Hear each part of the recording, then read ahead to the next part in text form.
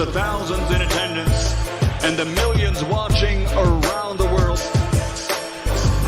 Ladies and gentlemen, let's get ready to rumble!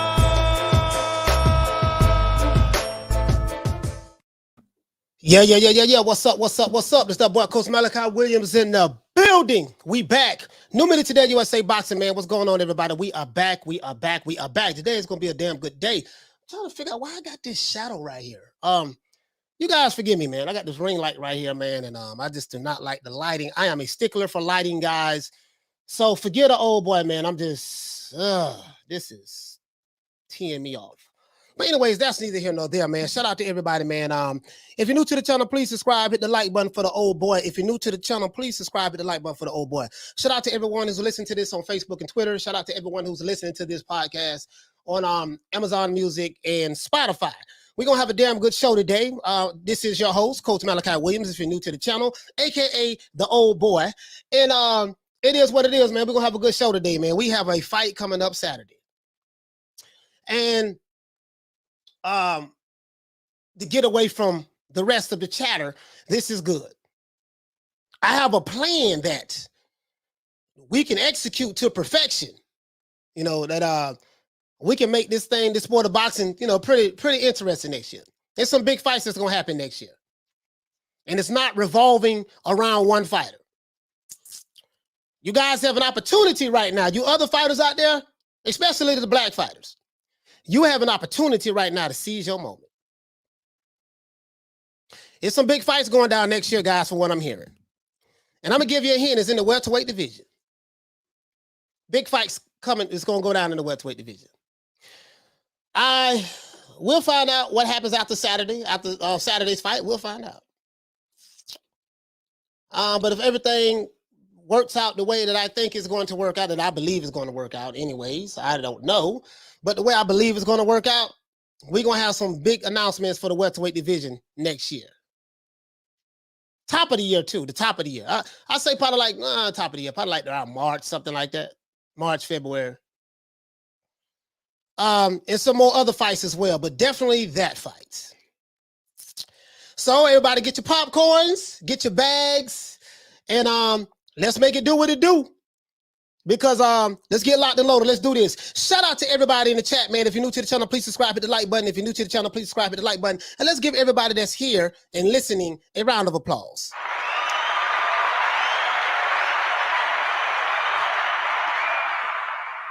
Yeah, man, we're going to do this OJ Jew-Man style. We are going to do this OJ Jew-Man style. You know how we do it. Shout out to John McSmith. Hey, okay. Shout out to Johnny Blaze. Hey, okay. Shout out to Pugilism. What's going on, fam? Hey, okay. Let's see, man. Shout out to Jay Styles in the building. Hey, okay. Shout out to, oh yeah, we will be receiving calls today. We will be receiving calls today. Phone lines will be open today. The phone lines will be open today, guys. Not going to talk much. We're just going to say what I need to say, lay it out there, and let everybody call in. That's what we're going to do today. Let me set it up right now. Oh, it's already set up. It's already set up. Let me go ahead and do this. It's already set up. So we will be allowing phone calls to come in today. We're going to talk about Crawford and Porter, of course. One guy we're not going to talk about anymore. Tired of that. Let the other guys have that. Have him. Let's see. We have I have all my receipts here. Yeah, I have some receipts set up right here, guys. This is going to be phenomenal. I am so excited and so happy. We got some Dillian White news as well. Shout out to Paul Evans. Hey, okay. Shout out to Rob Rib Shows. What's going on, fam? Hey, okay. Shout out to Harleen in the building. Hey, okay. Shout out to Rider of the Storm. What's up, baby? Hey, okay. Shout out to Will, Big Will in the building. Hey, Shout okay. out to Drummond, Full Life. Hey, okay. Shout out to Eastside Leak. What's happening? Eastside. Hey, okay. Shout out to Punch Perfect Boxing. What's going on, fam? Hey, okay. Shout out to Jerome Benjamin. Hey, okay. Shout out to Johnny Blaze. Hey, Shout okay. out to Richard Slutsky. Hey, okay. Shout out to who else we have in the building. Shout out to my main man, Big Hector Garcia. I think he's from LA. Hey, okay. LA or Texas. I want to say LA though. Hey, okay. Shout out to Jerome Benjamin. What's going on, fam? Hey, okay. Shout out to D-Style Boxing in the building. What's happening, D-Style? Hey, Shout out to Bruce Goals. What's up, bro? Hey, okay. Shout out to who else we have in the building? Paul Evans. What's happening? Hey, okay. Shout out to Ava as well. Hey, okay. Shout out to Jay Maureen. What the link read, baby? Hey, okay. Shout out to Zadis Buchanan. Hey, okay. Shout out to Eliza. What's going on, fam? Hey, okay. Let's see. Let's see. This guy said something about, yeah, I'm not even mentioning that guy's name. I'm tired of that. You know, I'm done. We got to move on from this one guy. Hey, okay. Shout out to Kelly Malia. Hey, okay. Shout out to Bruce Goals. Hey, shout out to John B. Poetic. Shout out to Graham Taylor. Shout out to Anthony Evelyn. Shout out to Did it through? What's going on, fam? I think that's Dennis over there. Shout out to Dennis TV. What's going on, fam? Hey, okay. Shout out to who else we have, man?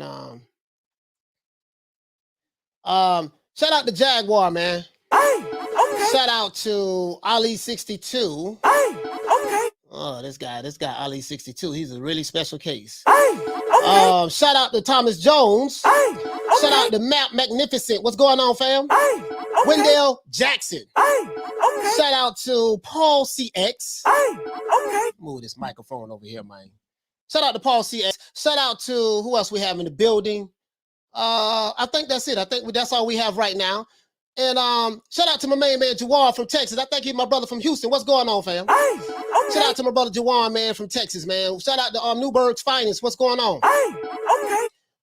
Let's see. And I think that's it for right now, man. If you're new to the channel, please subscribe, hit the like button. It doesn't cost you a thing. If you're new to the channel, please subscribe, hit the like button. Also, shout out to everyone who's listening to this this podcast on Amazon Music and on Spotify. Salute to Facebook and Twitter. Let's get into this. Now, I'm real happy, bro. I'm real happy. It's some good news I found out. I'm really happy. Now, the subject of this podcast is not going to be exactly what you think that it's going to be. Not here to bash any of the fighters on the PBC. Not here to bash anyone. I'm going to call it like I know it and call it the way I see it. And there's some things that I know. And, you know, I'm at privy to some information. I have a lot of people reach out to me and some stuff. So you have no idea. Some really good, credible sources, really good people who are connected. You know, I can't say their names because, you know, I'm a hot topic. You know, a lot of people, you know, it's rough being affiliated with me. You know what I mean? So, and that's why I say I'm on my own island by myself over here. And I enjoy being on my own island. You know what I mean? Shout out to the Queen Carmen Serene. Hey, okay. Let's do this. Now, can Crawford Porter, this fight coming up, save boxing from the witness protection program? Witness protection, I want a payday program. The answer is yes. The answer is yes.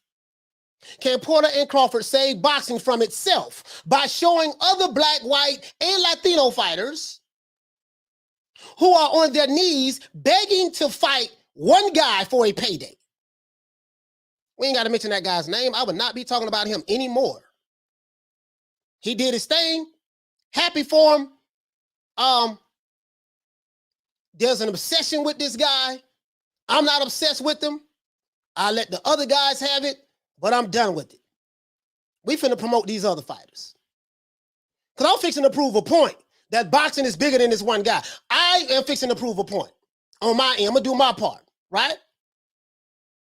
The other guy got the bag already. He's the face of boxing. But let's move on. Now,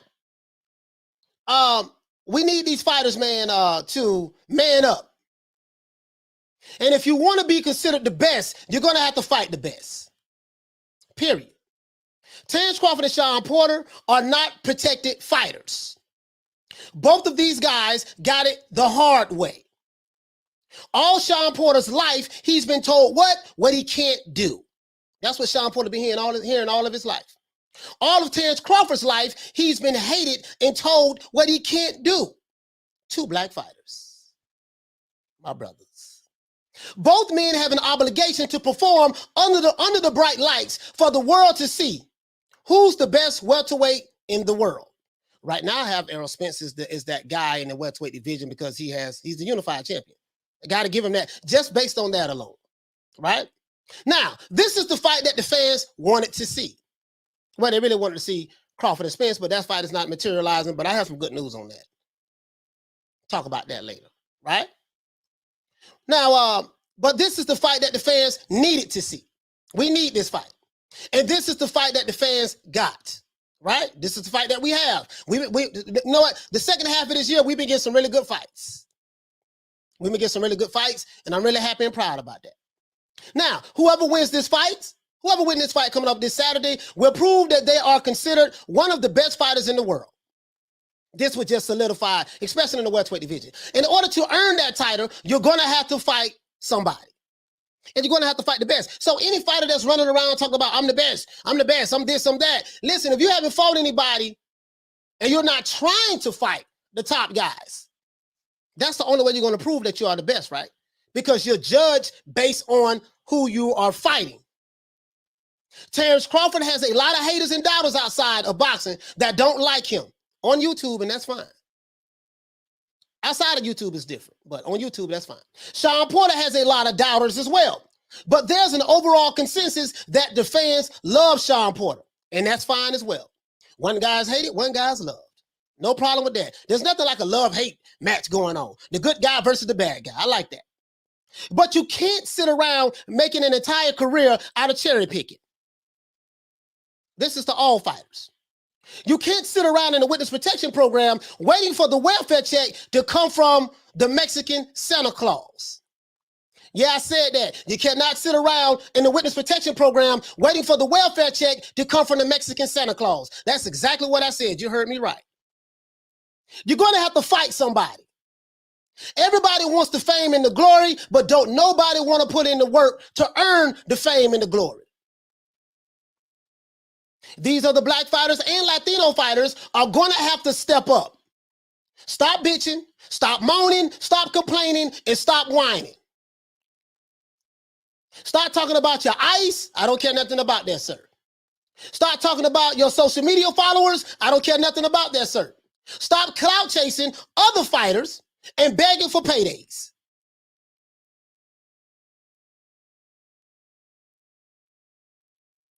You see what I'm saying? Stop that. Cut that out. Hold on, guys. Let me see something. Yeah, I got all my lights on. So this is what I'm saying. Get out of the witness protection program, guys, and fight the best fighters in your division. That's what Muhammad Ali did. That's what Salvador Sanchez did. That's what Marvelous Marvin Hagler did. That's what Sugar Ray Robinson did. And the list goes on and on and on of the fighters who have done this, right? That's what boxing fans want to see. This is what we all want to see, right? And this is what Terence Crawford and Shawn Porter are going to give us this Saturday night. Porter and Crawford are two black fighters. As we know this, Porter and Crawford are two black fighters that were broke, and they are now multi-millionaires. Two dudes that came up from nothing. Both men are 34 years old, and they are putting it all out on the line for us boxing fans this November the 20th. Porter and Crawford don't drink. Porter and Crawford don't be in the club booed up with rappers. Porter and Crawford don't be out there with their pants sagging down to their knees, ankles, stuff like that, drunk with the homies. You don't see that from Porter and Crawford. Shawn Porter and Crawford don't be all on social media flashing their ice. Shawn Porter and Crawford, what do they do that we know of, guys? And you want to know why I don't think they do that. The reason why I don't think that Porter and Crawford does this is because Shawn Porter and Terence Crawford take the sport of boxing seriously. See, when you take the sport of boxing seriously, you're always training, you're always working at your craft, you're always trying to get better. There's a couple of fighters that you see do that. The other fighters, you know, the other fighters, some of them that's with other companies, they do a lot of, drinking, clubbing, social media flashing. Different companies, fighters do this. And if that's what you want to do, that's fine. But Terence Crawford and Shawn Porter is an example of what the sport should be all about, in my opinion. Terence Crawford and Shawn Porter are the stand-up guys in the sport of boxing. They do it the right way. Whether you like them or not, doesn't matter what you and I think. These dudes are millionaires. These dudes are millionaires. I would advise you other fighters in boxing who are begging for paydays to create your own lane like Shawn Porter and Terence Crawford are doing. I repeat, I would advise you other fighters who in boxing right now who are begging for paydays. Get your ass off your knees, stop begging, and create your own lane like Shawn Porter and Terence Crawford are doing. Both of these men are future Hall of Famers, and both of these men will be remembered for this magical moment this Saturday night that is yet to come. Let's support this fight, everybody, and buy the pay-per-view. As you know, I'm buying it, and I'm going live for this fight because Shawn Porter and Terence Crawford, they deserve it. If you're new to the channel, please subscribe, hit the like button. If you're new to the channel, please subscribe, hit the like button. As a matter of fact, there's something else that I needed to bring up. I needed to bring up a receipt. I got a receipt I need to bring up, guys, right quick. Got a receipt I need to bring up right quick, right? Let me pull this receipt up right quick. Let's pull this receipt up right quick, guys. Let me blow this up right quick. Yesterday, we did a poll, right? Yesterday, I did a poll. And in that poll, guys, I said that, oh, I see. I think I see what's going on. Oh, never mind. Hold on. Wait a minute, guys. I see what's going on with the lighting. Hold on.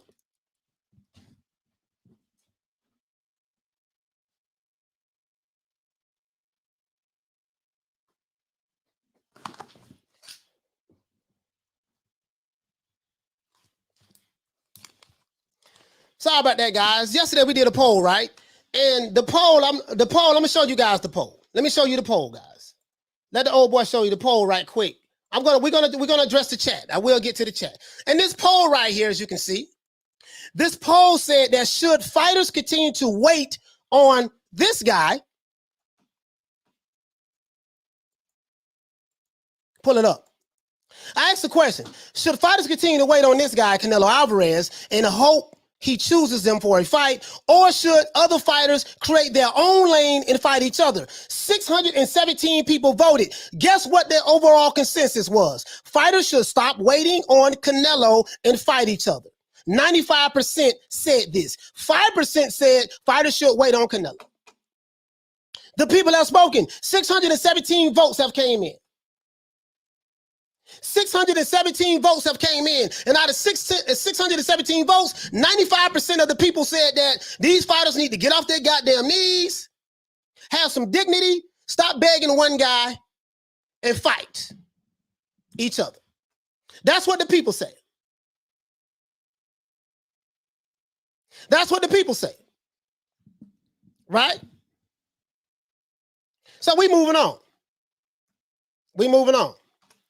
You will not hear me talking about Canelo anymore for a long, long time. We moving on. Let's go. Now, hold on, guys. Wait a minute. Wait. We got some more fights that need to be made.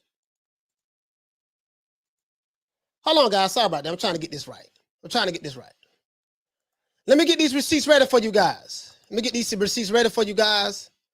This is a beautiful article that I found, right? This is a beautiful article that I found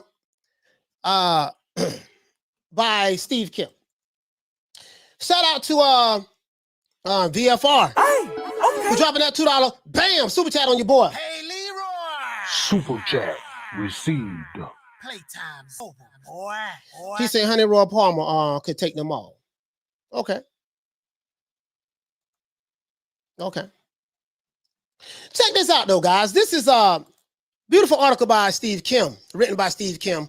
The headline of this article is on Crawford looks to surpass Brook, Thurman, and Spence. What does this mean? He's just basically saying that this is his article written by Steve Kim. He's saying that on the surface, while it's Terence Crawford defending his WBO 147-pound title against Shawn Porter this Saturday night at the Mandalay Bay, he's up against the performances of Kell Brook, Keith Thurman, and Errol Spence, the three men who have given Porter his 3 losses.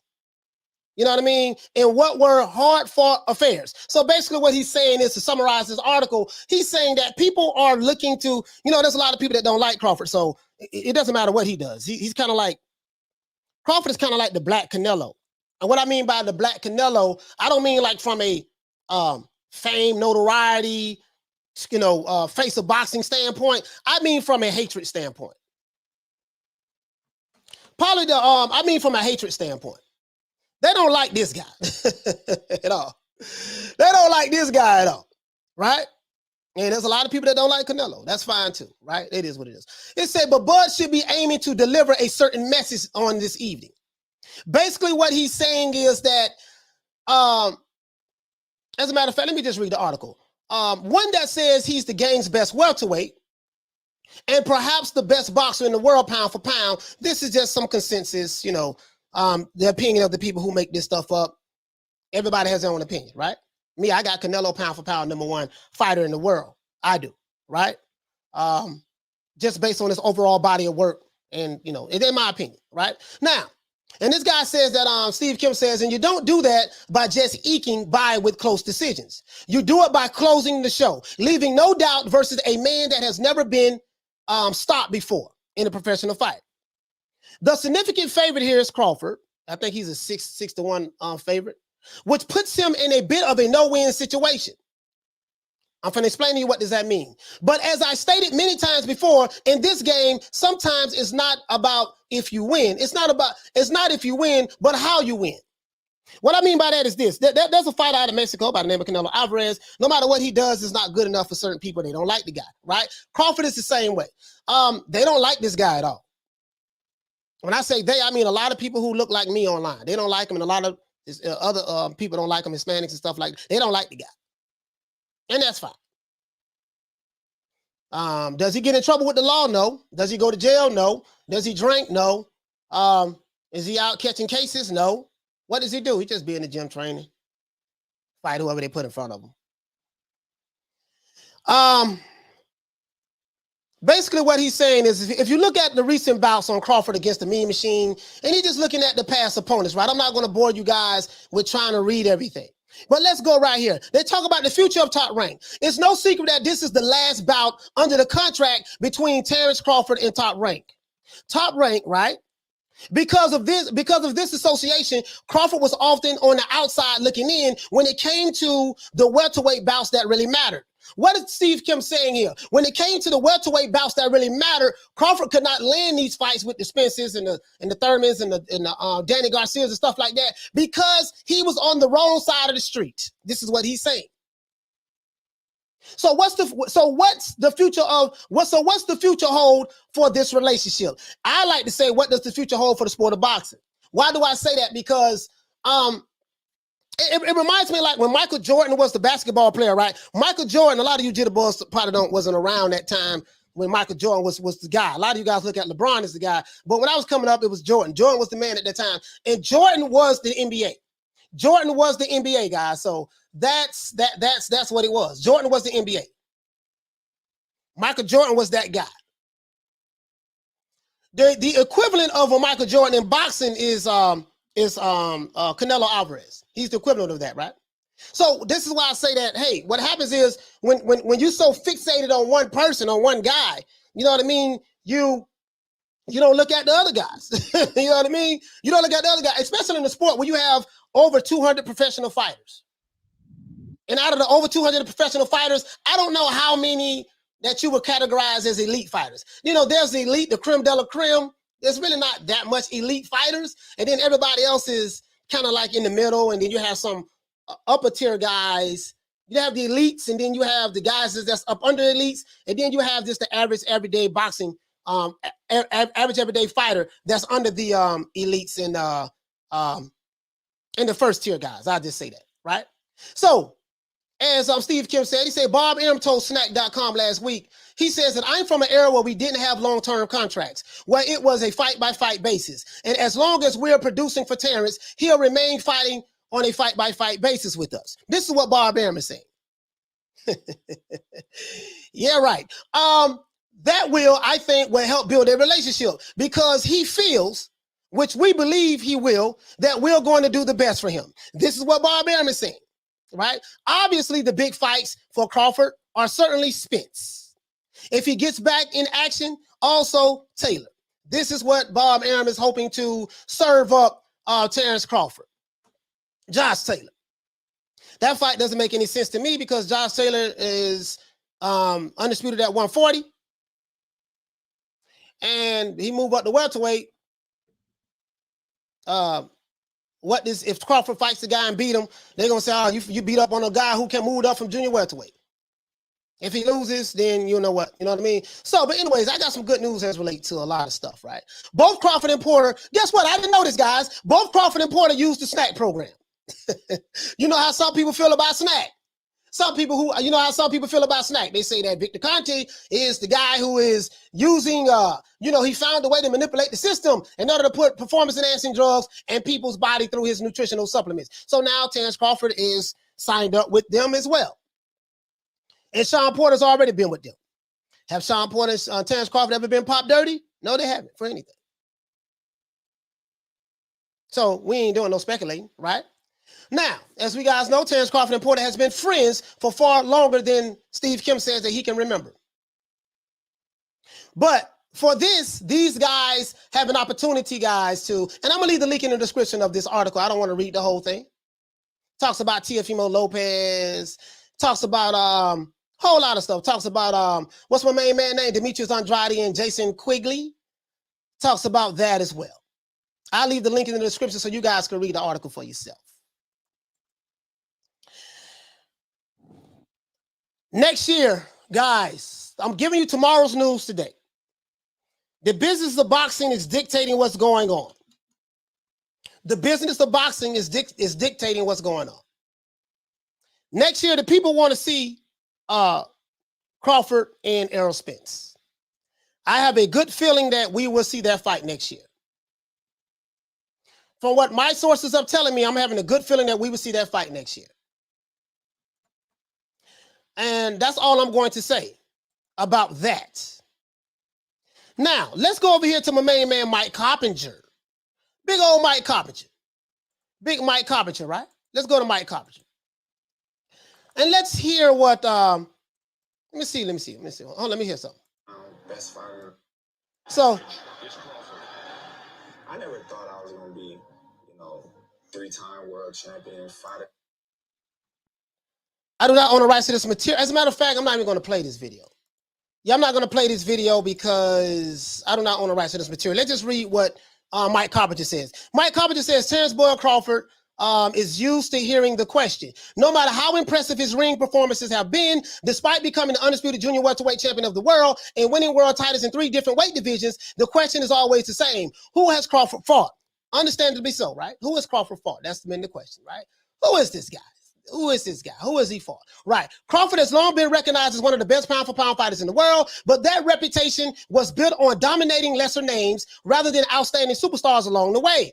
His move to 147 has come with particular stagnation. Why? As fights against the biggest names in the division, Errol Spence Jr., Manny Pacquiao, which they was on the same side of the street, but Bob Arum refused to make that fight happen, and Keith Thurman, among others, have failed to materialize. So when these fights failed to materialize, people who hated Crawford said that it was Crawford that was ducking all of these guys, and he was scared and he didn't want to fight anybody. And I understand that. I get it. I get the narrative. I really do get it. Now, the questions amid his struggles to make the big fights have led Crawford to form a serious chip on his shoulder. Much like Marvelous Marvin Hagler, and you know how I feel about Marvelous Marvin Hagler. Much like Marvelous Marvin Hagler and Bernard Hopkins before him. Let's stop right there. Marvelous Marvin Hagler and Bernard Hopkins was always ridiculed. You know, oh, they ain't fighting nobody. You know, they ain't fighting nobody. And every time they beat somebody, like Marvelous Marvin Hagler and Bernard Hopkins was fighters that the mainstream media really didn't like that much. Shout out to Drew. Hey, okay. For dropping that half for bam, dub on your boy. Hey, Leroy. Super chat received. Playtime's over, boy. He said, I'll be there for the Crawford Porter because I support boxing. Flew to AJ Usyk. Americans mad at Canelo, yet don't support our fighters here. Fighters here are a joke, coach. This is my 6th fight and I'm flying to in 2021. Exactly. One thing I say about Canelo, he got his people behind him. Canelo got his people behind him. So I respect that about Canelo, and I respect that about all of the Mexican people out there. You do support your fighters. So guess what? You can teach us Americans a lesson, especially Black Americans. You can teach us a lesson. Stick behind your fighters. Stick behind your fighters and support them. So guess what? That's what the hell we gonna do. Canelo has made the way. He's represent for Mexico. He represent for his people. His people back him. He backs his people. Guess what? Ain't nothing wrong with that. I think that we need to stop bitching and crying and complaining about what another guy is doing and focus on our fighters, and let's build this thing and make it do what it do.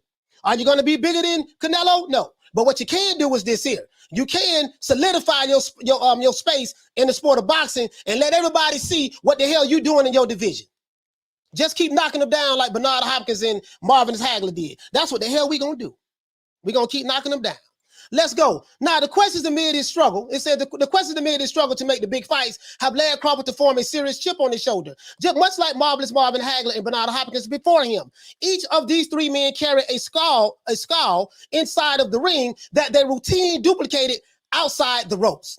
Much of that is owed to the disrespect they perceived, real or imagined, from peers, fans, and of course, the media. I told you guys. Shout out to Drew for dropping that quarter of a bam dub on your boy. Hey, Leroy. Super chat received.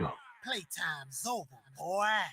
Drew says I'm Mexican American and I'm happy to buy the plane and flight tickets for Crawford and Porter because I love boxing and it's worth it. Yes, sir. This is a damn good fight. Shout out to the Queen Bless 365 for dropping that half for bam dub on your boy. Hey, Leroy. Super chat received. Playtime's over, boy. She said, hi, coach in chat. Hey, okay. I won that bingo last night.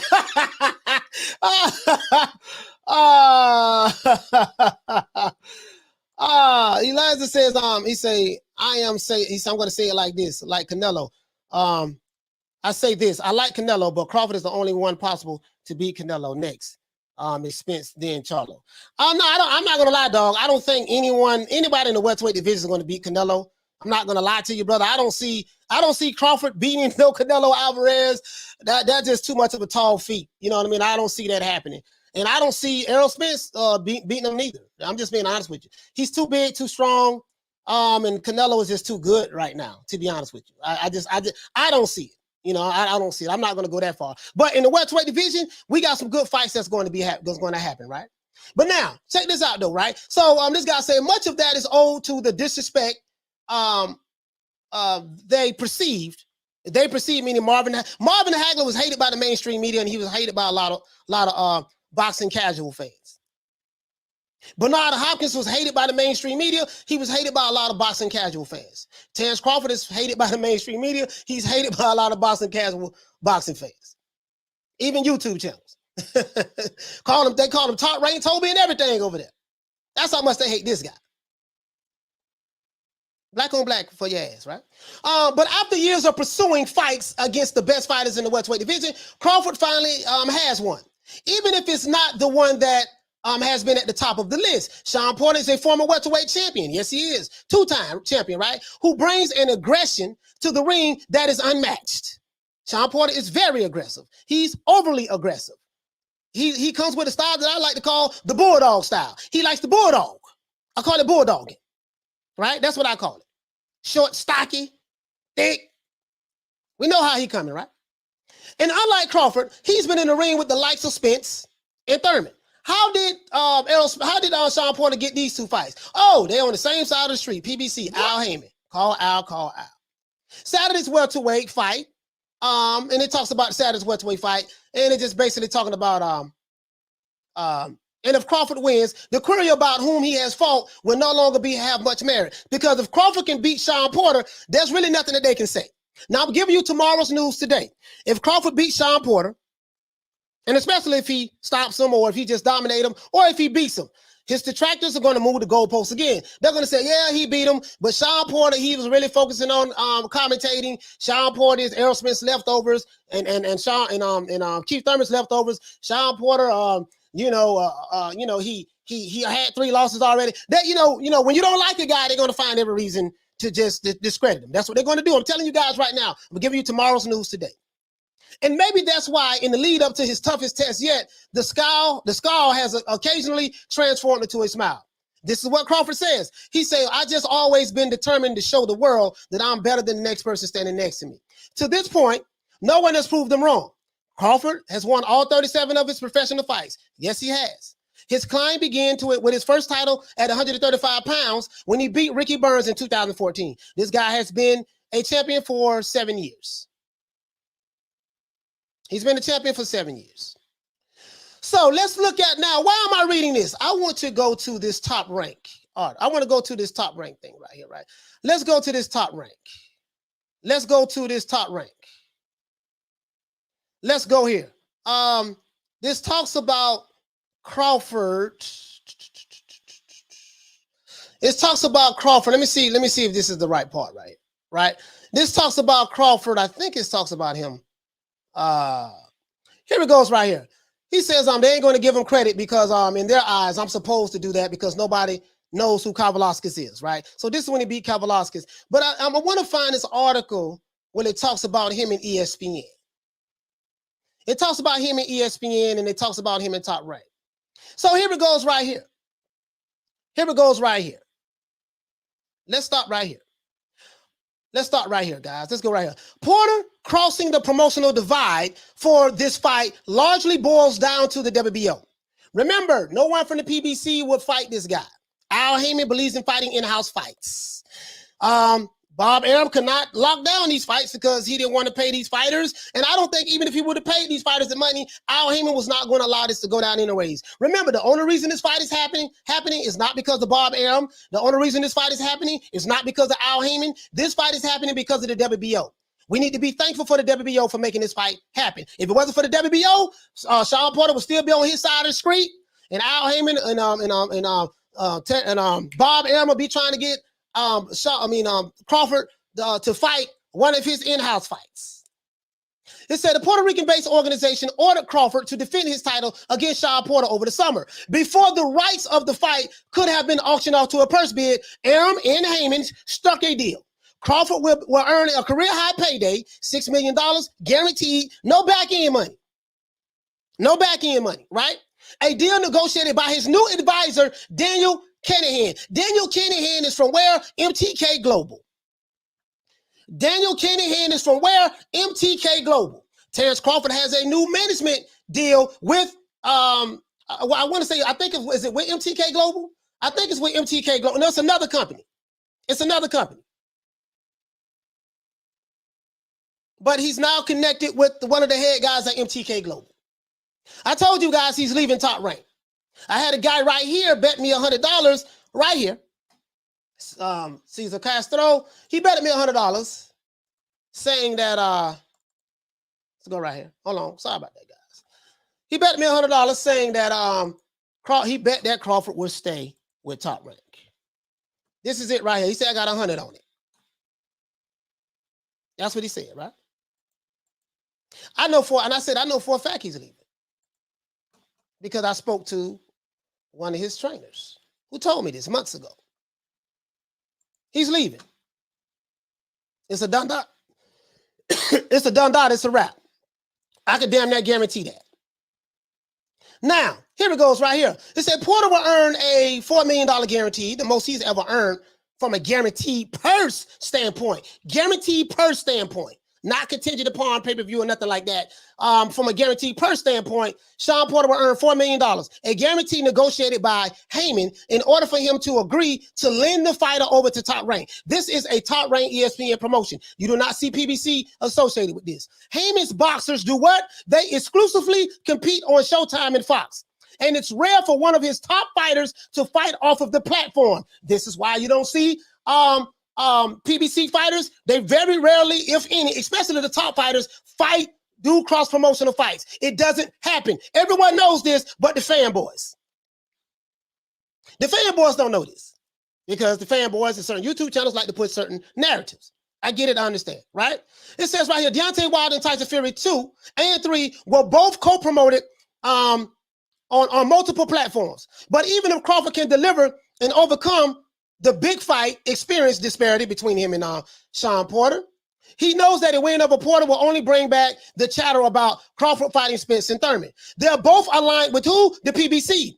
As with Porter, that's one of the primary roadblocks that has stood in the way of the big fights with Crawford. Top-ranked Bob Arum, top ranks Bob Arum and PBC's Al Heyman do what? They rarely conduct business with one another.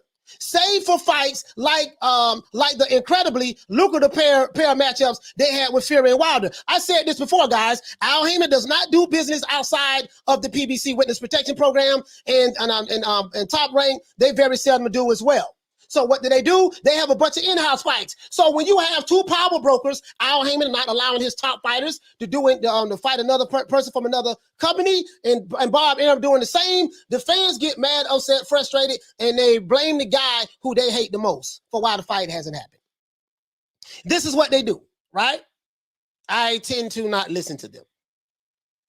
Now, the roadblocks that kept Crawford away from Spence and the PBC might not stand for much longer. This is good news, guys. Let's keep reading this right here. This guy says, Mike Carpenter says, the roadblocks that kept Crawford and Spence away, that kept Crawford and Spence and the PBC away might not stand for much longer. I predict that Spence and Crawford will be fighting next year. I don't know which month. They might be fighting later on in the year next year. This fight is going to happen. The only way it's going to happen, Crawford is going to have to leave Top Rank, and guess what? He is leaving. Contrary to popular belief, the same dudes that call Crawford Top Rank Toby a slave name, the same dudes that called him all kind of racial disparaging names, these black YouTube channels, he's leaving. They say we don't like him because he's with Top Rank. Okay, he's leaving Top Rank. Guess what? They still don't like him. Shout out to A-Shake Forum. Hey, okay. You dropping that $2, bam, super chat on your boy. Hey, Leroy. Super chat received. Playtime's over, boy. He said none of these welterweights are on Buzz level. Spence ain't close. I can't say that none of the welterweights are on his level. The only way we're going to know who is the top welterweight, all of them have to fight each other. So I'm not going to go as far and say they're not on his level. You know what I mean? As bad as I would want to, but I can't say that until they fight each other. I'm going to be consistent. Until the fighters fight each other, I don't know who's who and what's what. We got to judge it by what goes down this Saturday, right? Now, it said, although all appears well on the surface between boxer and promoter, it was only last year that Arum bemoaned and disrespected Crawford's large guarantees and likely only added to the growing chip on Crawford's shoulder. Bob Arum said that, I'm losing all kind of money on Crawford. I can build a mansion with the money that I lost on Terence Crawford. Bob Arum has a net worth of over $300 million. He crying about he's not making money off of Crawford. He said the same thing with Manny Pacquiao years ago, and he said the same thing with Floyd Mayweather. And he allowed Floyd Mayweather to get out of his contract. This guy. This is the guy that they're saying now he's going to sign back. Even the Alphabet Boy channels are now changing their tune now. And they hate Crawford with a passion. They hate Crawford with a passion. The Alphabet Boy channels. These black YouTube channels, the Alphabet Boys, they hate Crawford with a passion. Now, but let's keep going. The question is, do we want to keep him? This is what Bob Arum said. I could build a house in Beverly Hills on the money that I lost on his last 3 fights. But guess what? He was upset because Crawford was making a massive amount of money with Top Rank. They was paying him. He wasn't getting Don King'd. Now, if Crawford signs with the PBC or remain a promotional free agent, he'll surely have more options in terms of opponents, but he has earned tens of millions of dollars with Top Rank. Terence Crawford has made a lot of money with Top Rank. Especially on this welterweight contract. He's made a lot of money with Top Rank. He's not complaining about money, none of that. He's made a lot of money with Top Rank. So if Crawford signed with the PBC or remain a promotional free agent, he'll surely have more options in terms of opponents. Yes, he will. I think that he should stay a free agent and fight and work with Al Heyman on a fight-by-fight basis. You have your own manager, you have your own financial advisor, so you ain't got to worry about getting hooked up with the PBC Witness Protection Program, because they're going to have to bring something to the table, and they got the big fish over there, and they got Ugas. But he has earned tens of millions of dollars with Top Rank, and if making the Porter fight a reality is in any indication, perhaps crossing the promotional street is becoming more realistic. Despite not getting that signature fight, Crawford is adamant that he tried to do his part for over the years. The reason why this fight is not happening is because of Al Heyman and as I read in the article, Al Heyman and Top Rank did not do business together. That's it. So the fans got frustrated, and what we did, we took it out on the fighters. The fighters that we don't like. That's what we do. That's what fans do, right?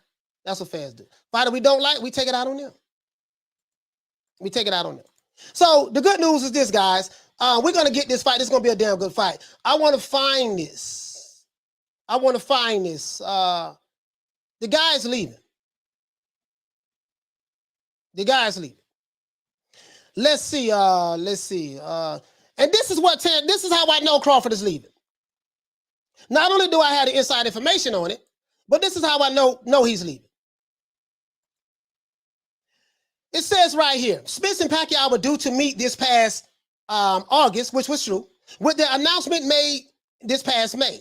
A torn retina ultimately forced Spence to withdraw from the fight, as he was replaced by Yordenis Ugas, who defeated Manny Pacquiao via unanimous decision. You notice, ever since Ugas beat Manny Pacquiao, there ain't been no parades for Ugas. You don't see a lot of the there ain't been no parades for Ugas. A lot of the pro-Hispanic channels and stuff like that, they don't really, he's not Canelo. So Ugas is not this big fish guy. So they don't really like, yeah, Ugas is one and he, this is another one. No, they don't really do that over there. Like I say, Canelo is a special guy. He's a special guy, right? Like I say. But they don't do that with Ugas. Ugas was the WBA champion. There ain't nobody talking about Ugas. He beat Manny Pacquiao, the living legend. Ain't nobody talking about him, right? However, the planned matchup itself was the ultimate wake-up call to Crawford, who has since taken firm control of his career. The focus for now is squarely placed on beating Porter. Once that day arrives, it's simply on to the next fight that can be made rather than the one that will stall his career any more than he has already been stalled. This is what a direct quote from Terence Crawford. He says, so I never want to get in the same situation as Manny Pacquiao with Errol Spence, notes Crawford. So I just let it pass me by and move on to the next. What he is saying is this: there's a lot of good fighters that Terence Crawford can be facing, like right now. Shawn Porter is a great fighter. November the 20th, we're going to put on a tremendous show. It's going to be a barn burner. He's not going to go through the same shit that he went through throughout his career in the welterweight division with Bob Arum. He's going to stay. I believe he's going to stay a free agent and work on a fight-by-fight basis. And I think this is what Canelo Alvarez does. I kind of like what Canelo did. Like, it's like, listen, man, you may not be big like Canelo, but you can do the same thing. Listen, man, let's go ahead and fight on a fight-by-fight basis. This is how you keep these promotional companies honest. Look, you're not going to entice me to come over here, promise me that you're going to get me these fights, and then when you lock me in a contract, you don't get me the fights. So now we're going to fight on a fight-by-fight basis. That's what I would do. Fight on a fight-by-fight basis. That's what I would do. So here it goes right here. Here goes one more. Here goes one more. Here goes one more. Let's keep going. Let's keep going, guys. Oh, no, you know what? I already did that. I already did that. Here we go. Here goes another one right here. Here goes one more. Mike Carpenter. Here it goes. Mike Carpenter says all signs point to Crawford's departing Top Rank after the fight with Porter. Let's stop right there. All signs are pointing to Crawford departing Top Rank after the fight with Porter. So all of these YouTube channel were telling him Top Rank Toby and he gonna resign and he gonna do this and do that. These niggas just hating on him. They didn't like him anyways. That's why I say he suffered from the Canelo syndrome, from the hate. From the hate. Literally, right? All signs point to this guy's leaving Top Rank. The welterweight champion has long been frustrated with Bob Arum's ability to deliver the Spence fight. Remember they say he was ducking Spence. Though the promoter did finally come through with a Porter matchup, and it wasn't cheap, with $10 million guarantees, $6 million to Crawford and $4 to Shawn Porter. The Top Rank has paid Crawford handsomely. So for all them guys saying that he getting pimped over there, at Top Rank. No, the man been getting paid over there, boy. He been getting paid over there. Top Rank has paid Crawford handsomely, and Arum wasn't shy about last year about his own issues with the arrangement. The question is, do we want to keep him? This is what he said, right? Let's look at this. Besides whatever acrimony may exist, there's the greater issue of available opponents for Crawford. Jerome Bruce Ennis, a rising star in the welterweight division, has competed exclusively on Showtime. Though he isn't signed with Al Heyman, and could compete elsewhere. Virgil Ortiz is with Golden Boy. But beyond Enos and Ortiz, who are younger fighters, the majority of the top 147 pounders are with the PBC, including Mr. Big Fish from Dallas, Texas, Errol Spence, Keith Thurman from my city, Keith Thurman from my city, right? And whenever he returns, Dennis Ugas. Short of a monetary offer, Crawford simply can't refuse. It's hard to see his relationship with Top Rank extending into 2022. Let's start right there. The guy, Cesar Castro, who betted me the $100, I seriously doubt that you'll pay, but you're gonna lose this bet. You'll find out Saturday. You're gonna lose this bet in 2 days. You're gonna lose this bet in 2 days. You're not gonna pay it, but you're gonna lose this bet, and I probably won't see you on this channel anymore. You're gonna lose this bet. I can guarantee that. But anyways, let's go ahead and hit with the chat. Pooja Levin says Top Rank taking the Team USA approach. Southpaw Killer said, yeah, punch drunk, didn't make a video. they ain't riding for Ugas like that. Let me see something, guys. Hold on. That's that over there. So yeah, I know what I gotta do. I gotta light that up over there. But that's okay. We're gonna roll through this. We're gonna roll with this. Right. KQKC say Bud needs to get away from Bob. I think I already addressed that. He don't need to get away from Bob from a business standpoint. He's getting paid over there. But for him to get the legacy fights, yes. And I read that already. I have the inside information on it. I'm not even going to keep talking about it. You guys who don't like him, you ain't gonna like him anyway. So doesn't matter. He's so-called, we support black fighters. Child, please. Well, hush. These niggas full of shit. He said, yeah, let's see. Hector Garcia say facts. To this day. Bless says, I like Keyshawn Davis. I'm rooting for him in the Olympics. He's a good young man. Keyshawn Davis is pretty good. If you're new to the channel, please subscribe, hit the like button. If you're new to the channel, please subscribe, hit the like button. Shout out to KQKC, the singing OG. To this day. Yes, sir. Bless 365 said Crawford is just all business. Dude is just too hood to be with all that extra fake stuff. John McSmith says, okay, so every fighter should know now, okay, don't sign to multi-fight deals because you get locked in. So more crime, you just told. I don't understand what you're saying, but when fighters first get into the game, they got to do what they got to do, right? This is probably why you probably seen Bruce Enos has not signed a long-term contract with a certain company because they want to try to keep their options open. But it's a catch-22, right? Because you have these pro-PBC ass kissers. They believe that, hey, man, everybody got to sign with Al Heyman. And if you want to get those fights, you're going to have to do business with them, right? This is what you're going to have to do. You're going to have to do business on the other side of the street. There's nothing wrong with that because the other side of the street don't like doing business with no one else. So when you're first getting in the game and you're trying to build yourself up, you might have to make some sacrifices in the beginning. But once you build yourself up and bet on yourself, once your contract is up, you don't have to sign any more multi-fight, long-term contracts. Terence Crawford is 34 years old. Shawn Porter is 34 years old. Their long-term contracts is over with. Canelo Alvarez fights on a fight-by-fight basis. He don't do any long-term contracts anymore. He's done. Your freedom is more important than anything, meaning being free to be able to choose and pick and negotiate who you want to fight with. That's what I mean by that. This dude here say, where did Bud stay with Aram? What we gonna say then? Is he now ducking? Here this guy go. I already know what Mike Jones is. Mike Jones is from Texas, and he probably is a diehard Errol Spence supporter. More than likely he is. Shout out to Mike Jones. To this day. What if? Okay. I already know your position, Mike Jones. Know your position very well, my brother. I know most of these guys, LDBC and pro PBC fan. I know they all of them have the same mentality. Know them very well. Diallo Hugger say Bob has a pipeline to the Olympics. He's signing all of them. Yeah, he is signing all of them. Thomas Jones says Bud wants undisputed at welterweight. He should be a free agent. Yeah, he's gonna have to go with the PBC. He's gonna have to go with the PBC. He said I think Bud getting paid, but not the promotional part. If Bob Arum would promote like Loma with these commercial business, Bud would be a superstar.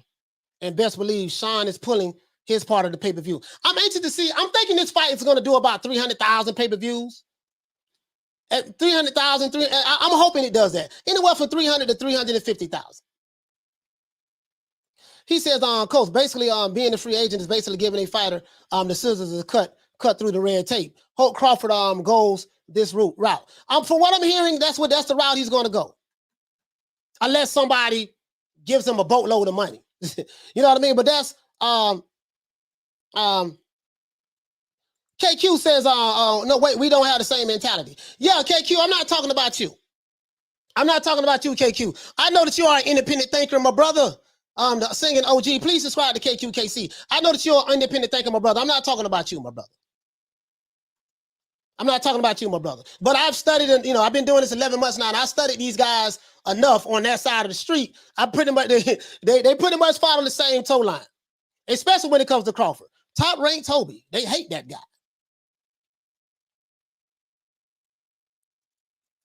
This guy right here says, Coach don't like hearing nothing bad about Crawford. You don't like hearing nothing bad about Canelo Alvarez, and you don't like hearing nothing bad about Tyson Fury or whatever the case may be. This is the guy who says he's a Crawford fan. Are you going to pay me them $100? That's what I want to know, Cesar Castro. I unblocked you for a reason. That's all I want to know. Are you going to pay? I doubt it. Anyways, he said, I saw somewhere where Bud or his handlers mandated the EJ fight for the WBC Mogul. They asked for it, but they got to wait till this fight is over with. He says, Coach, did Ali, Frazier, Norton, etc. Back in the day on a fight-by-fight basis? When did they have multi-deal start? I don't know. You know what? When you fight with Don King, a lot of his fighters, he like to lock people in the contracts. Don King fighters did. I don't know all of the particulars of what no, Ali fought on a fight-by-fight basis. I think Ali fought on a fight-by-fight basis. Ali was dictating his own terms at that time. Him and Herbert Muhammad, Elijah Muhammad's son, yeah, they was fighting on a fight-by-fight basis. Now Norton, I think Norton was a Don King fighter. At one point in time, he became a Don King fighter. Frazier, I don't know what his contract situation is. You know what I mean? I don't know what his contract situation is, to be honest with you. He said, I can't wait for the fight. I'm about to make a bunch of money. Yeah. He said, Coach, didn't Mikey Garcia do the same? And he fights on all sides of the street now. Yeah, Mikey Garcia kept his options open. Mikey Garcia kept his options open. Mikey Garcia kept his options open. He said fans should be up in arms about fighters not being active and fighting 2 or 3 times a year than once a year. Yeah, they should be fighting 2 or 3 times a year. Paul Killer said, them alphabet boys are sweating right now. Thomas Jones said, hit the like button and subscribe. Yes, sir. If you're new to the channel, please subscribe, hit the like button. If you're new to the channel, please subscribe, hit the like button. Shout out to Shutting More, my main man, my brother. Hey, okay. He said, Tony Boswell, okay, how come Loma ain't a superstar yet? Bless 365 says, I mean that contract Clarissa Shields just signed sounds lovely. Yeah, if they're giving you at the end of the day, you're a prize fighter, and when you're that age, 30-something years old, you're going to fight. You're going to you're looking for your legacy fights if that's what you want, but you definitely want to get paid. Shawn Porter and Terence Crawford ain't hurting for no money. I mean, they don't have Canelo Alvarez money, but hell, who does? Nobody in the sport of boxing have Canelo Alvarez money. Nobody, right?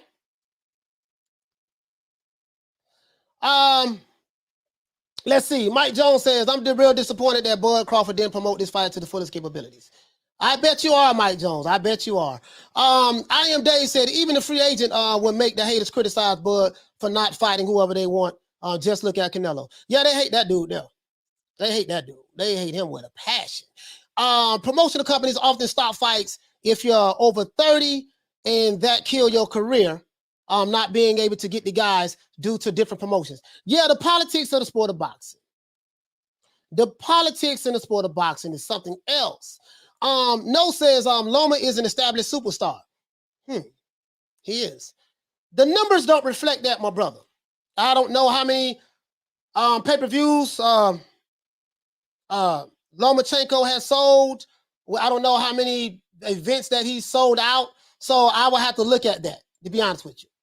Easy Dive said that, Coach, you have to make a top tier list to see where the superstar boxers fight with and the level of competition they're fighting. That's a good question. That's a good one there. Shelton Moore says Ali and Norton fought on a fight-by-fight basis. Okay, thank you for clarifying that, Shelton. I know Ali did.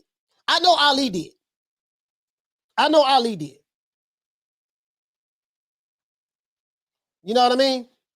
Let's see. Big J says, off topic. But did you see Canelo face off with Makabu? No, I didn't see the face off. She said, on real talk, KO, she ducking. Who y'all saying ducking, man? I'm finna open up the phone lines, let everybody call in. Yeah, this is an hour. Let everybody call in. Mr. Shelton Moore, so Loma isn't one of the most talked about fighters in the world until T.O. beat him with the commercials. Yeah, Lomachenko, I ain't gonna lie, dog. Like, Lomachenko is one of my favorite fighters. He was the number one guy in the lightweight division until Teofimo Lopez beat him. Once Teofimo Lopez beat him, they still have him number one according to BoxRec. They still have him number one according to BoxRec. Let's see. I am Dave saying, Coach, I think he meant Loma is established superstar in the amateurs. Well, he's one of the baddest amateurs that ever do it and get away with it. Now my lights are on. Someone said I missed turning on my lights. My lights are on. My lights are on. All of my lights are on. For some reason, it just look dark right there. I think it's the way I had the lights positioned. Let me see. Yeah, I think it's the way I had the lights positioned. My lights are on, though. I got to light that spot up over there. That's all, but my lights are on. Southpaw Killer. This guy, Caesar, says, Coach, we're fans of boxing, right? Yep, fans of boxing. Yes, I am. I like to be fair. I hate fanboys. So, through addressing you. Shout out to Adonis. He say Bud versus Porter is a measuring stick for Bud versus Spence. Bud has to win 7-5 or better to get the flowers he's looking for. No, he's not going to get the flowers he's looking for. He's not going to get it. He saying, Coach, I bought the fight today. Yeah, I bought it today as well. Don't even know who's on the undercard, and I don't care. Yeah. The undercard is not that good on paper, to be honest with you. The undercard is not that good on paper, to be honest with you. You know what I mean? He said, being a good fighter doesn't make you a star. Fury is a decent fighter, but he couldn't sell out an arena in the UK or America on his own. There is more to it, and certain guys just don't have it. Yeah, Canelo is listen, outside of Canelo and Joshua are rare cases, dog, especially Canelo. They're just rare cases. Those guys are, those guys can sell out football stadiums, so. He said, true fans of the sport appreciate Loma regardless of the numbers. Yeah, exactly. Lomachenko is a bad boy. He says, do you see Canelo fighting Beterbiev? He's gonna do whatever he wants to do, to be honest with you, fam. He's gonna do whatever he wants to do. I'm focusing on this Crawford and Porter fight. Let's see. He says, I'm picking Marshall in that fight. I don't know who Wayne Love Peacock says I have Crawford beating Canelo, Coach. No, I don't. I don't. Hey, man, I'm glad you got that much faith in him. I don't, though. I don't. That dude too big and strong, man. Magnificent said Crawford don't like press conferences. Nah, he doesn't. Especially when he gets questions from, and put yourself in this situation. He's getting questions from people who don't like him. If I'm surrounded by a bunch of people who don't like me, why the hell I want to be on stage talking to you? Now I know what you're saying. Well, you got to be professional. You got to promote the fight. I agree with that.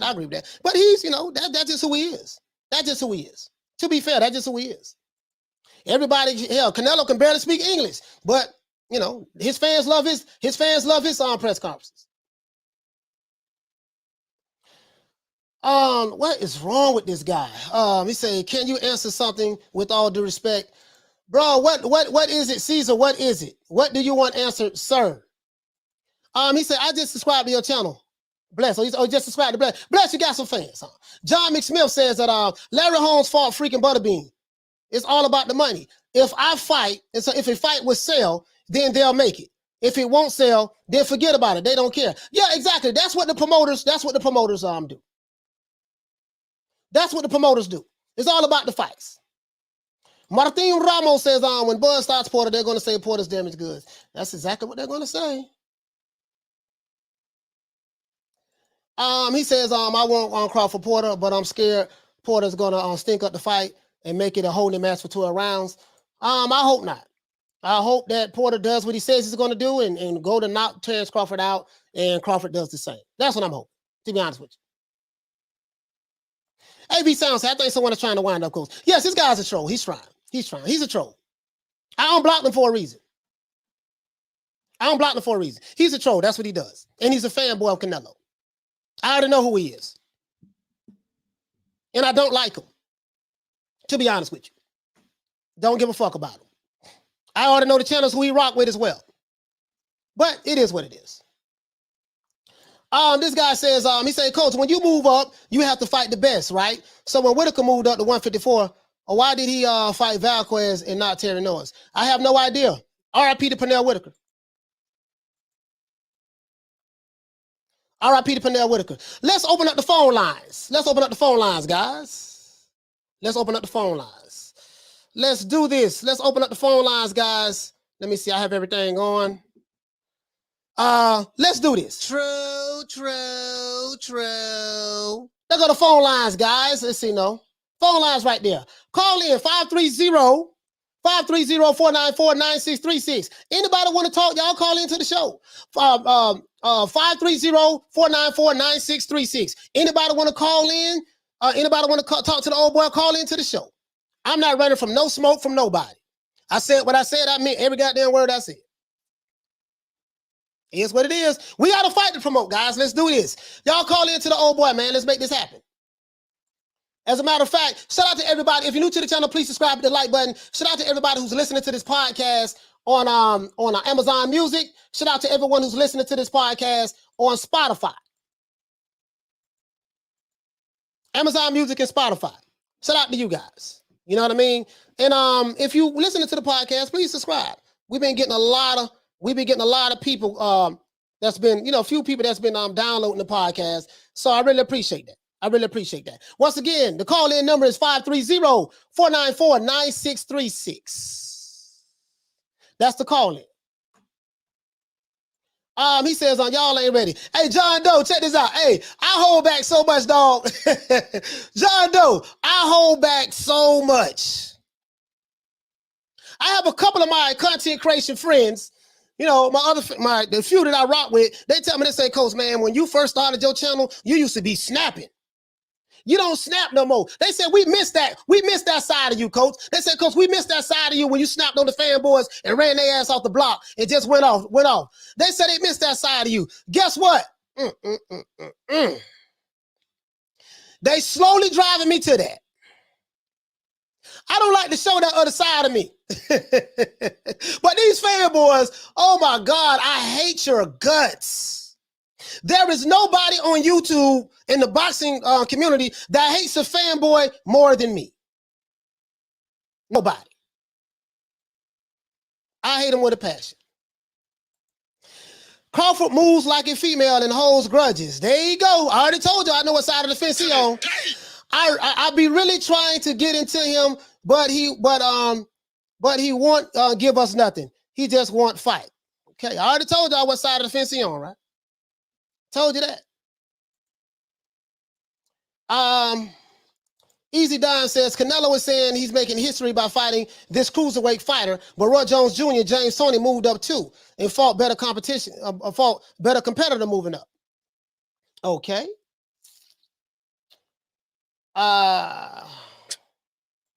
Johnny Blaze says, Coach, I've been smoking too much. Just chilling out right now. Yeah, man, smoking on that good green, man. He's smoking on that good green, man. Thomas Jones say, sound the alarm, Coach. Yeah, I'm gonna turn back to the old me. I've been thinking about it. I've been pondering it. I'm going to turn back to the old me. The weed ain't working. The weed ain't working. He said, you really be trying to get into him. That means something else over here in the UK. He said, that means no. Well, hey, you, hey, Paul, hey, Paul CX, man, cut it out, man. Hey, Alan Skill saying, Coach is going soft on him. Sorry, Coach, was trying to push your buttons to go off in a legendary malicious style. Yeah, bro, listen. I'm gonna turn back to the old me, man. I don't like this new me. I don't like this new me. I hate you niggas. I hate you fanboys. And I wish you would unsubscribe and leave. I'm gonna turn back to the old me. I don't give a fuck about you. Coach, you being emotional. Hey, okay. I don't give a damn. Care nothing about you, sir. I really don't care nothing about you. The good news is Errol Spence will be coming back soon. As you can see, our brother right here, Errol Spence, he's back with his brother Yellow Beezy. They sitting there taking pictures together, guys. They're taking pictures together, so Errol Spence is back. And it looks like he's in pretty good shape from a weight standpoint. He doesn't look too big right here. This is a recent picture about a week ago, so he's looking pretty good right here. He's looking pretty good right there, right? Errol Spence will be back soon. I predict that this Crawford and Errol Spence fight will be happening soon. Check this out. Let's look at our guy, 8B, about billions. Mr. 8B about billions. All of these fans and people are talking ish about Adrian Broner. This is what Adrian Broner said, right? Yo, listen. Adrian Broner is out of jail, guys. I think he's, here it goes. This is right here, guys. He said, I'm finally out. No more 23-1 for me. 23-1 means he was locked down 23 hours a day and only able to come out of his cell for 1 hour. That's what 23-1 means. He's out of jail now. Adrian Broner's, hold on, I'm going to tell you something about Adrian Broner as well. Adrian Broner also, what did my brother Adrian Broner say? The Can Man. The Can Man.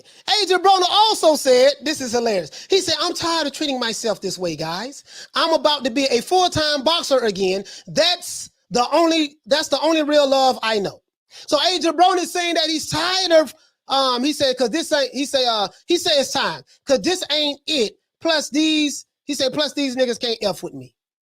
It's AB time. So AB has fans who are rooting for him. But the only problem I have with AB is he says this all the time. He's going to dedicate himself to the sport of boxing. He's going to do this. He's going to do that. And he never does it. Right? So AB does this all the time, guys. He says he's going to do A, B, C, and D, but he never does it. So I don't know which Adrian Broner that we are going to get.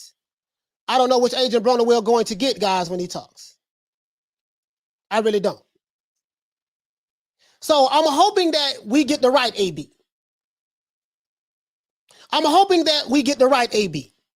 Because we have a wonderful opportunity. Canelo Alvarez laid out the blueprint. He laid out the blueprint. And the other fighters have an opportunity to seize this moment.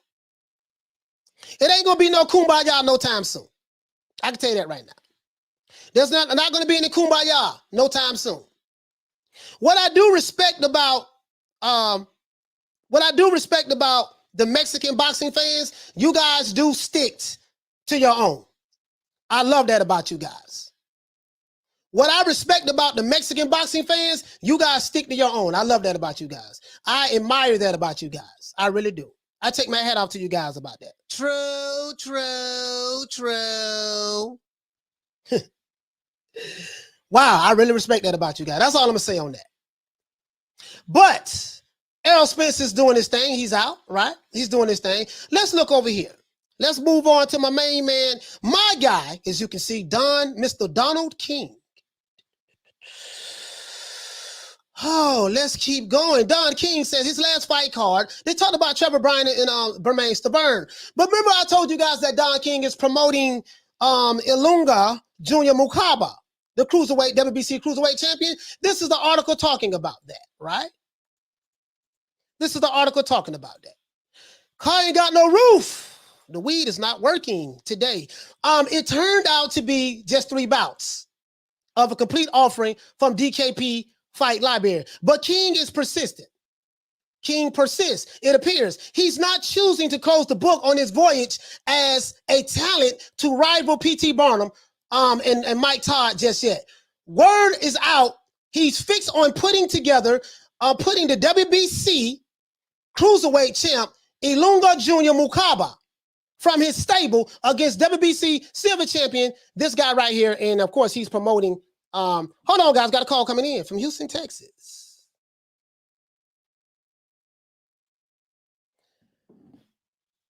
Shout out. Caller, what's your name? Where you calling from? This is Mal Magnificent, bro. This is Mal Magnificent, coach. Mal Magnificent, what's going on, fam? I'm good. I just got a quick question for you, man. What's that? If Crawford win this fight, you think Spence gonna get in that ring and call him out, or you just think he coming to the fight to sit back and see what's gonna happen? No. I'll take the rest of your answer online. Okay, all right. Yes, sir. My bad. Yes, sir, man. Shout out to Mal Magnificent, man. Shout out to Mal Magnificent, man. Give him a round of applause.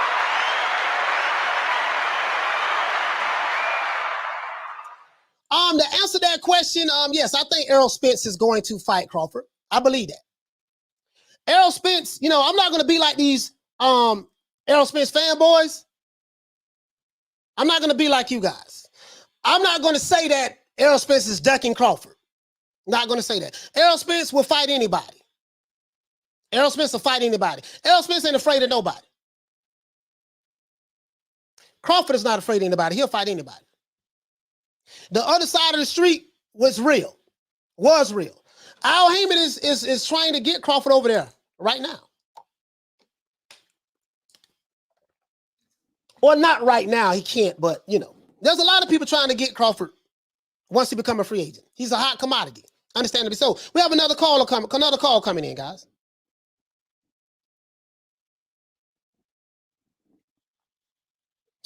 Caller, what's your name? Where you calling from? I'm Pierre, calling from Cali. What's your name, Pierre? Yes. Pierre, what's going on, fam? Calling for Cali, right? What the link read, baby? What you want to talk about? You never told Canelo how much you wanted to earn when you were going to fight him. What you say? You say you will fight Canelo? Yeah. You never said your bid of how much you were going to charge him for. Hey, no, that's why he never called you, man. Hey, listen. I'll take whatever Canelo offered. Hey, now listen now. Hold on. I'll take whatever Canelo is offering, but I'm training to get the towel thrown in.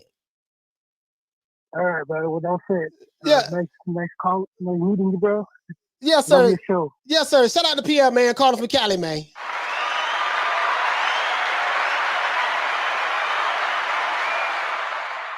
Batman, what the lick read, baby? What's happening? The stickiest of the icky. You want to smoke with the old boy Rick James? Salute to you, fam. Hey, okay. Yeah, man. Batman Boxing Talk. What's going on? Batman Boxing Talk. What's going on, fam? Yeah, man. Yeah, I don't think Errol Spence, as long as Crawford, once he become a free agent, Al Heyman is trying to, that's Al Heyman's olive branch. Al Heyman extended the olive branch, said, okay, you know what, since the WBC forced this fight, send Shawn Porter over there, let Bob Arum promote this fight exclusively, let Crawford, see what it's about, and then once he become a free agent, he's away from Bob Arum, we got some stuff over here we can offer, and we're going to try to make that happen. I really believe that. Big Fish ain't scared of nobody. Terence Crawford ain't scared of nobody. I think that fight is going to happen. And I'm real happy about that.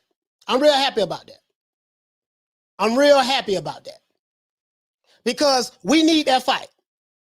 I want to know who the best welterweight is. Right now, the number one guy is Errol Spence because he has 2 belts. He got 2 belts. And even though he fought the fighters that's on his side of the street that control the welterweight division, guess what? He has 2 belts, and you got to give him that. Until somebody beat Errol Spence, in my opinion, see, I can be objective. I'm not like you fanboys. I can be objective. In my opinion, until somebody beat Errol Spence, he's the number one guy. And I'm not from Dallas, Texas, and I'm not from Texas. You see what I'm saying? So, but I can be fair and objective at the same time. He says, Coach, Coach, what's in on the Canelo lottery ticket? Man, I don't even know. I don't even know. King Judah says Spence going to break Bud down. Well, we need to see that fight in order for us to see what's going to happen. We need to see that fight. We need to see that fight. That's the only way we're going to know what's going to happen. He said King Judah, it doesn't matter. They're fighting Saturday, and Porter getting stopped inside of 9. Yeah, all the talk over with. They fighting Saturday. Porter and Crawford. They fighting Saturday. Don't matter what anybody else say. They fighting Saturday. You see what I'm saying? It is what it is. One thing my mother taught me a long time ago. She say that if somebody doesn't like you, son, she told me this is about 1981. I think I was about 7 years old at that time. And she told me this periodically throughout the years. She say, son, let me explain something to you. She said, well, if somebody doesn't like you, there's nothing that you can do to make them like you. And she told me that throughout the years. Guess what? It's true. My 47 years of living on the planet, it's true. It is true. It is true. He says, the Wolf of Cards said, never buy. This is why I love this channel. My detractors love it too. My brother. Shout out to the Wolf of Cards. To this day. They keep coming back. They keep coming back. Cesar Castro says, Cesar Torres says that I don't want to stand and hate on Canelo. He's an all-time great. Too much racism with these fanboys. Hey man, it is what it is, man. It is what it is.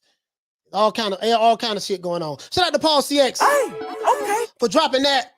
Bam! $50 super chat on your boy. Hey, Leroy. Super chat received. Playtime's over, boy. He said, wish people would stop mentioning Canelo and give Bud and Crawford they shine. It's a sign they deserve. Yeah, they deserve they shine. But when you're the face of boxing, they're going to continue to talk about him. So you can't stop people from talking about him. He's the face of boxing.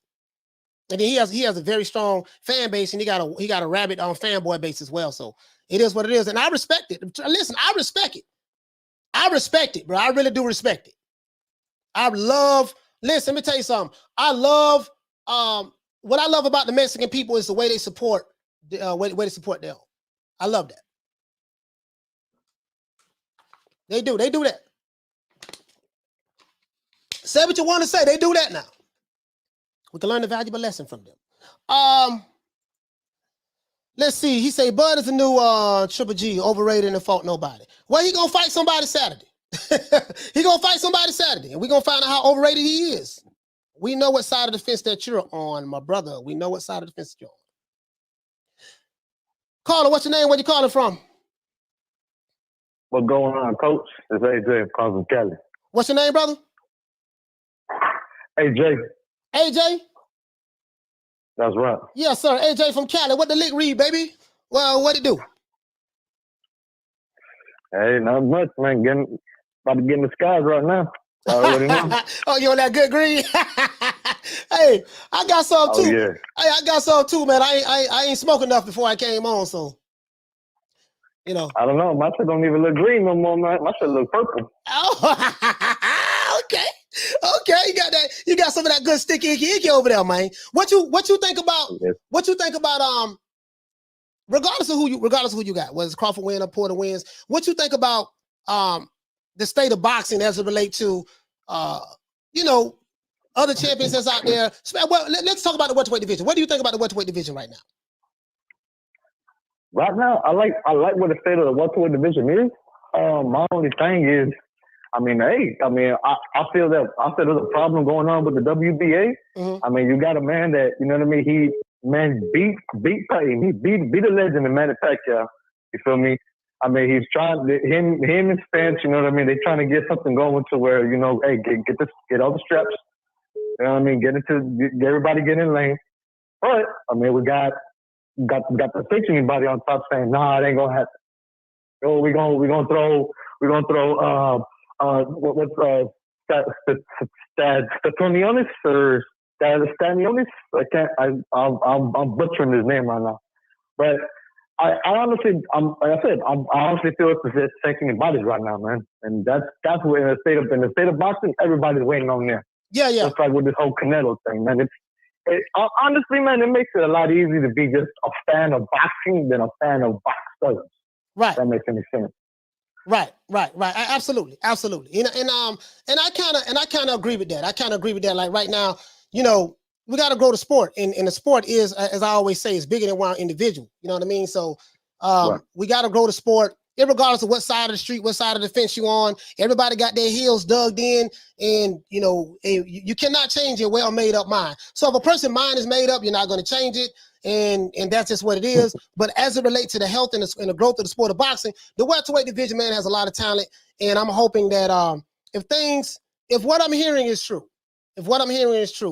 I'm really happy and excited about the future, not only of the sport of boxing, but I'm hearing that a lot of this politics stuff that's going on with these promotional companies not wanting to work together. I'm hearing that, you know, a lot of that is hopefully, you know, these promoters are hearing us fans. Hopefully, we can see a lot less of that. You see what I'm saying? That's what I'm hoping. That's what I'm hoping for. Coach, if that was the case, man, we'd all be living happily watching every fight on Saturday. But the reality is that's not the case. Yeah, man. You know what I'm saying? It's an ugly truth. You get what I'm saying? You got a lot of guys out there that, you know, are pushing papers and just trying to dot names together. And you know what I mean? You've got the trainers that are actually, you know what I mean, trying to get these fighters set. And then of course you got your promotional matters that are just looking at numbers. Hey, well, can we do it here? Can we do it here? How many people can we get here? How can we sell this out? You know, so there's a bigger gap in the business of boxing than there is a gap with the fans, the enthusiasm, and the love that we have for the sport that we love. Right. You know what I'm saying? And because of that, you know, we're stuck with, you know, fights like this where, you know, we got Canelo going up and fighting.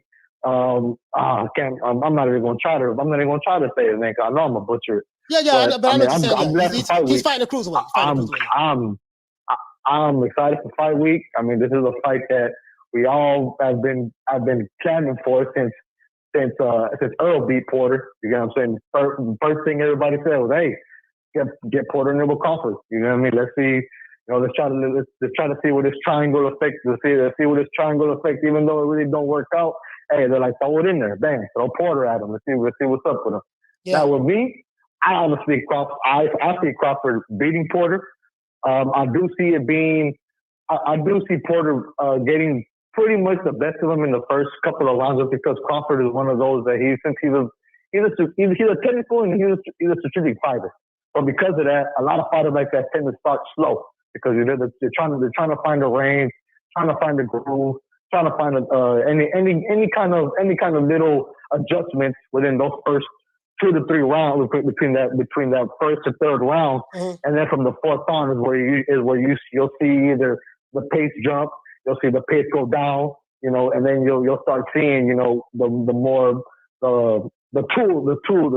start seeing the tool shed. You know what I'm saying, in certain fights.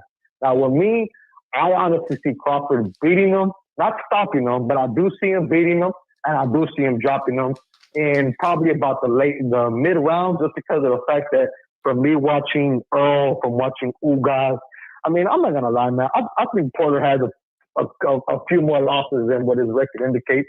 Yeah.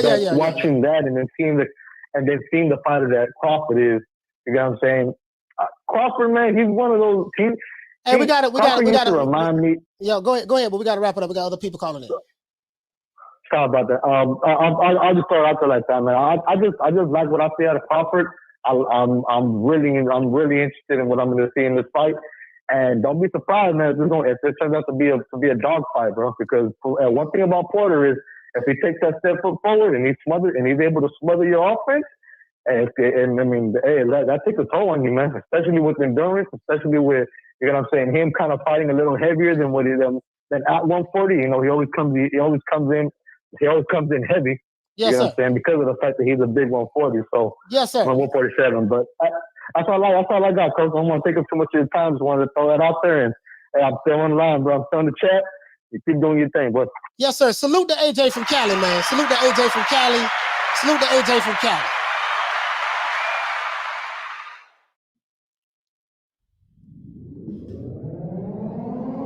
Attention to all you bitch-ass fanboys. If you are a fanboy of a particular fighter, get the fuck off the block. I don't like you. If you are a fanboy of a particular fighter, get your ass out of the chat. Why are you over here? Take your ass back to the Alphabet Boy channels where you belong. I don't like you, don't like anybody who fuck with you. I am going back to the old me, Coach Malachi Williams, when I first started my channel. If you get offended by what I'm saying, you are the nigga that I'm talking about. I do not like fanboys. I hate your ass with a passion. I promise you, I hate you fanboys with a passion. I don't give a damn about who your favorite fighter is. I don't like you. I don't dick ride for no fighters. We don't do that over here. If you get offended by what I'm saying, fanboys, please get the fuck off the block. Not holding back anything today. No more from you guys. I don't care nothing about you. I care nothing about what YouTube channels you rock with. I care nothing about what cliques or crews you rock with. Over here, this is a no fanboy zone. We don't like you over here. We love the sport of boxing more than we love a particular fighter. If you get offended by what I'm saying, fanboy, I hope that you get so offended that you never come back again and you block yourself. That's what I hope. It's not my job to cater to you. Take your ass back to the Alphabet Boy channels and rock over there with them. If you get offended by what I'm saying, I do not care. Not your homie, not down with you, and I don't give a damn about you. Let this be your final warning. I hope I make myself clear. Anyways, let's keep going, guys. Pugilism said, Team USA, no shame, haha, new generation, ready to put on some shows. And guess what? If you want to call in, you can call in. We ain't ducking nothing over here. We ain't ducking nothing over here. Call in. Call in. We ain't ducking shit over here, boy. Shout out to Jay Morin. The stickiest of the icky. You want to smoke with the old boy Rick James? Hey, okay. For dropping that $2, bam, super chat on your boy. Hey, Leroy. Super chat received.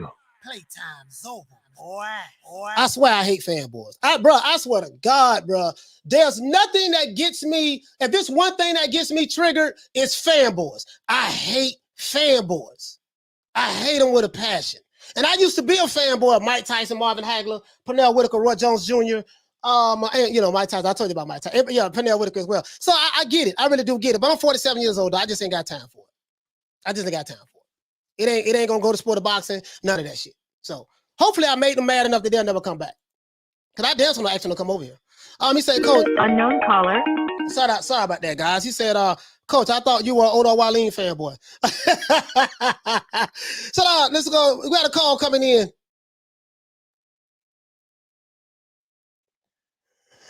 Caller, what's your name? Where you calling from? What's up? It's Des Buchanan from Mobile, Alabama. We say Des Buchanan? Yes, sir. Yes, sir. Des, what's going on, fam? From Mobile. What the link read, baby? What you want to talk about? Not much, Coach. Got a little take for you. You had to step away from the chat. It was getting a little hot in there. Oh, the chat. You had to air it out. Yeah. I be trying to get rid of these fanboys. I see they leaving though. They leaving right now. The fanboys are leaving. They leaving. So right on. They leaving. So got a little take, man. I want your opinion on. So just like you were saying, man, the welterweight division stacked, looking really good, man. Got a lot of good fighters in there. All finally starting to brush shoulders with one another. Predominantly thanks to Shawn Porter. He like the common denominator amongst a bunch of them.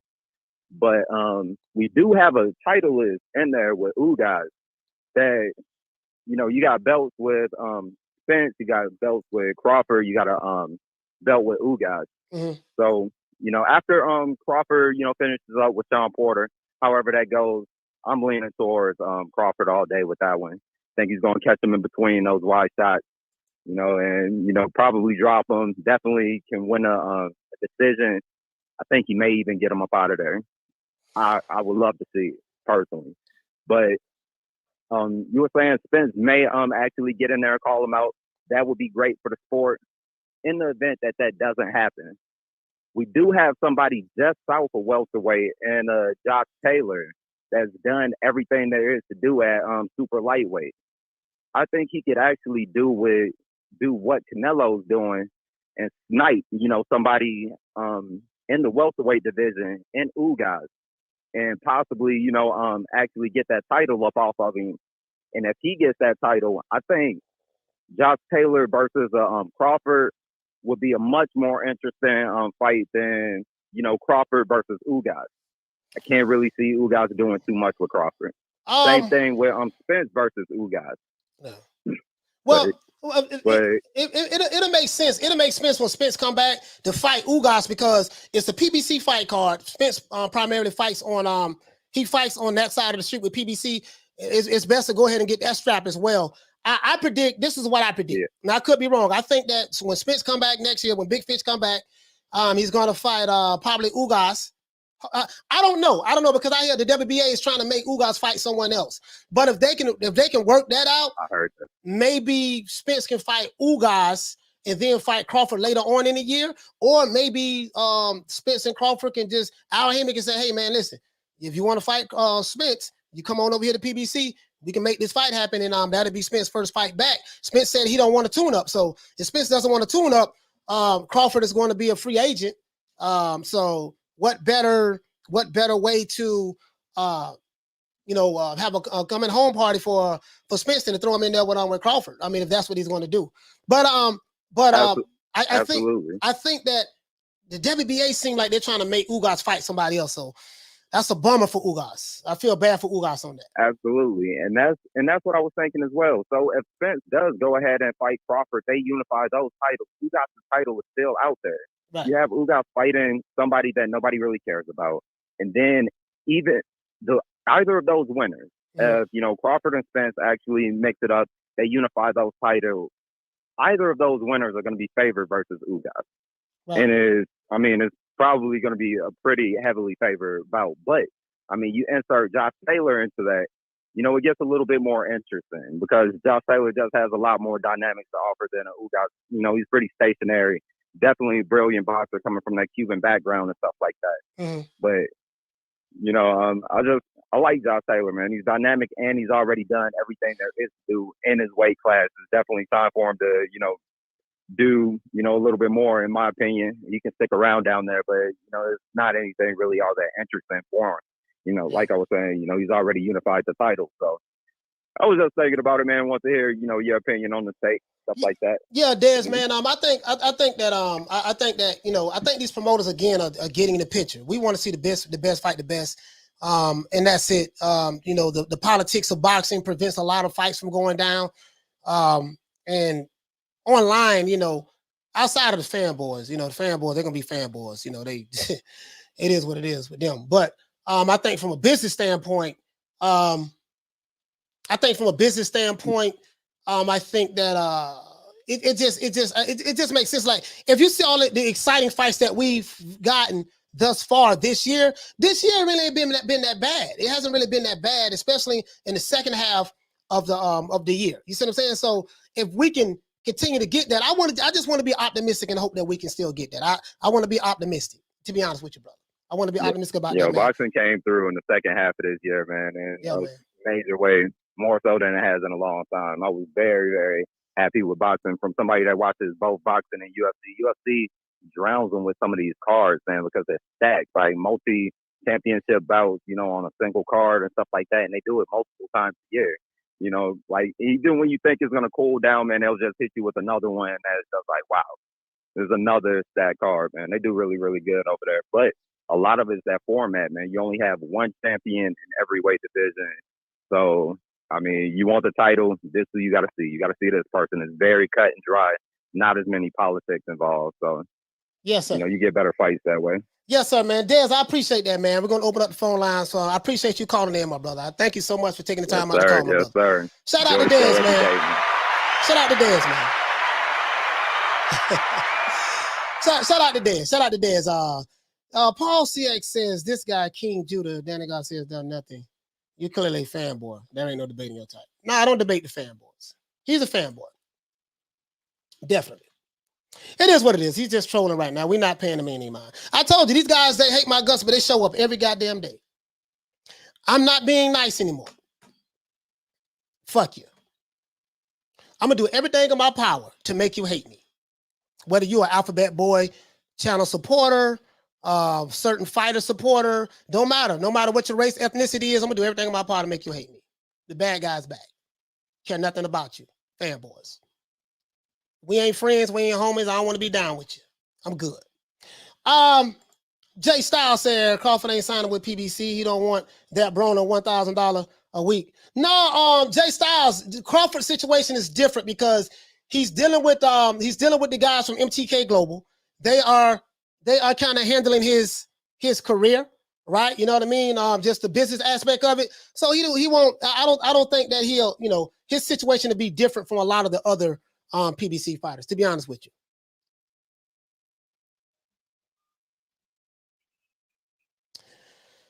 Caller, what's your name? Where you calling from? Oh, how you doing, Coach? This is Arthur Hawkins calling from Maryland. Arthur, what's going on, fam? What's going on with you, baby? Hey, too much loving the show, bro. You always putting it down. I want to spit a little bit on the Canelo Alvarez thing. I think the moves he's making is good, and they're good for him because it seems like he's got a plan that he's trying to follow. Whatever it may be, he's not worried about nobody else, my point I'm making. So I would like to know, when are we going to see Charlo, since they know that Canelo's going elsewhere, when are we going to see the Charlo fans or even Charlo himself, tell us when he's going to have a fight, or is he going to sit around and wait? And the same for Benavidez. Benavidez wants to fight. But if he's not making 168, which he hasn't in the last 2 fights in the last 3 years, he's really not a 168 pounder. But as far as the Charlo, I mean, I just want to know who he's going to fight next now. I mean, or are they just going to sit around and wait? I don't, man. Are we supposed to wait? Yeah, I don't. To be honest with you, Arthur, man, I don't think that these fights can be made, bro, at these weight divisions if the promoters are willing to do right, by the fans, but from a business standpoint, they just don't do it. And from a fanboy standpoint, everybody is scared of their fighter. But from a business standpoint, that's my point. If you think about it, Coach, you got Charlo, you got Laura, you got Demetrius Andre, you got Triple G. All these guys are in the same weight class for like the what's his name? Even Daniel Jacobs. All of them been floating around the same weight class all these years, but these guys haven't fought. Even Canelo has fought some of those guys. I mean, Charlo just ain't fighting nobody of note. That's my point. It's like waiting, holding on to their you wait for this one fighter that's fighting everybody. And I'm like, I want to cheer for Charlo and them, but they got to do something. Right. You know what I mean? It's like, go out, branch out, do your own thing. They complain about what Canelo's doing, but he's doing his own thing. That's the thing I'm saying. Right. I like, And as far as the fight coming up this weekend, I think Porter's going to do good early. He may even shock Terence Crawford early with his little moves and stuff. But I just think overall, Terence Crawford has better balance, better defense, and Terence Crawford is going to actually, in my opinion, take Shawn Porter out to the body. It's going to be body shot. That's going to make Porter that's going to slow Porter down. If Porter comes in, he has different ways of boxing. He has a little jab where he fights his little jab and stuff. But none of that is going to be able to keep Crawford off of him. I just don't think he's going to be able to deal with Crawford's body shots. Is the fact that Crawford is so balanced when he fights. Right. I don't know. What's your opinion on that? Well, I got Crawford. If it's a stoppage, it's going to be a late stoppage, in my opinion. I've studied a lot of Shawn Porter. He fights pretty much the same way. Shawn Porter is a very good pressure fighter. He does very well with fighters who are not good with handling pressure. He overwhelms them with offense. He's in your chest. And most of the time, if his career worked out for him, I'm banking on it not working out for him this time. Now I could be wrong, but I'm banking on it not. It almost worked out for him against Errol Spence. Some people even said he won that fight still, even with the knockdown. But I don't think so. But we'll see. I think because I had Errol. I think once Errol knocked him down, I had Errol edging that. But I think the best fight to look at, Coach, is Shawn Porter, when he fought Kell Brook, the first time he fought Kell Brook, Right. everybody wants to say Kell Brook was holding. But in that fight, if you watch it, Kell Brook caught him with more clean shots and stopped Shawn's attack over and over again. You have to watch it. And that's what I think that Crawford is going to do. I think Crawford is really watching that fight. So when you watch, if you go back, watch the Porter fight with Kell Brook and really pay attention to that fight. He beat Porter in every way. Plus, he was holding him a bit. Yeah, I saw that fight. Yeah, I saw that fight. Yes, Kell Brook beat him. Yeah, I saw that fight 3 times. That fight happened in 2014, if I'm not mistaken. Right. And I saw that fight several times. I've been following Shawn Porter since 2013. As a matter of fact, him and Crawford I've been following since 2013. So yeah, I did see that fight. Kell Brook had a really good strategy.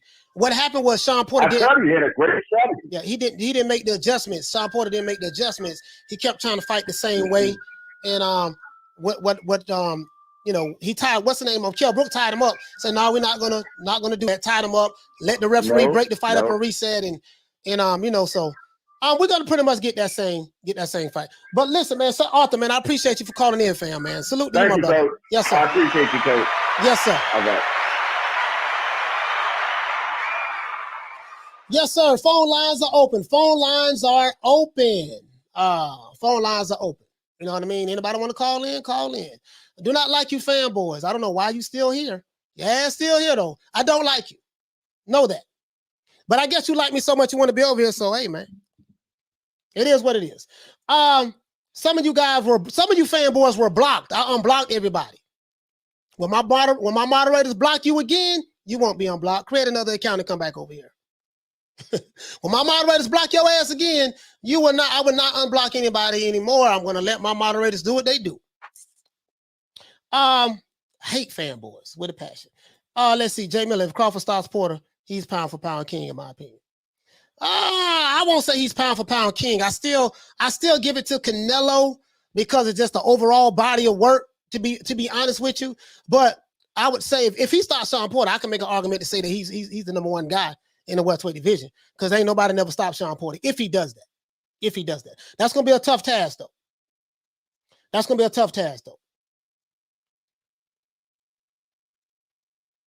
John McSmith said, Coach, Russ Limbaugh's audience was half haters for 30 years. That's the secret.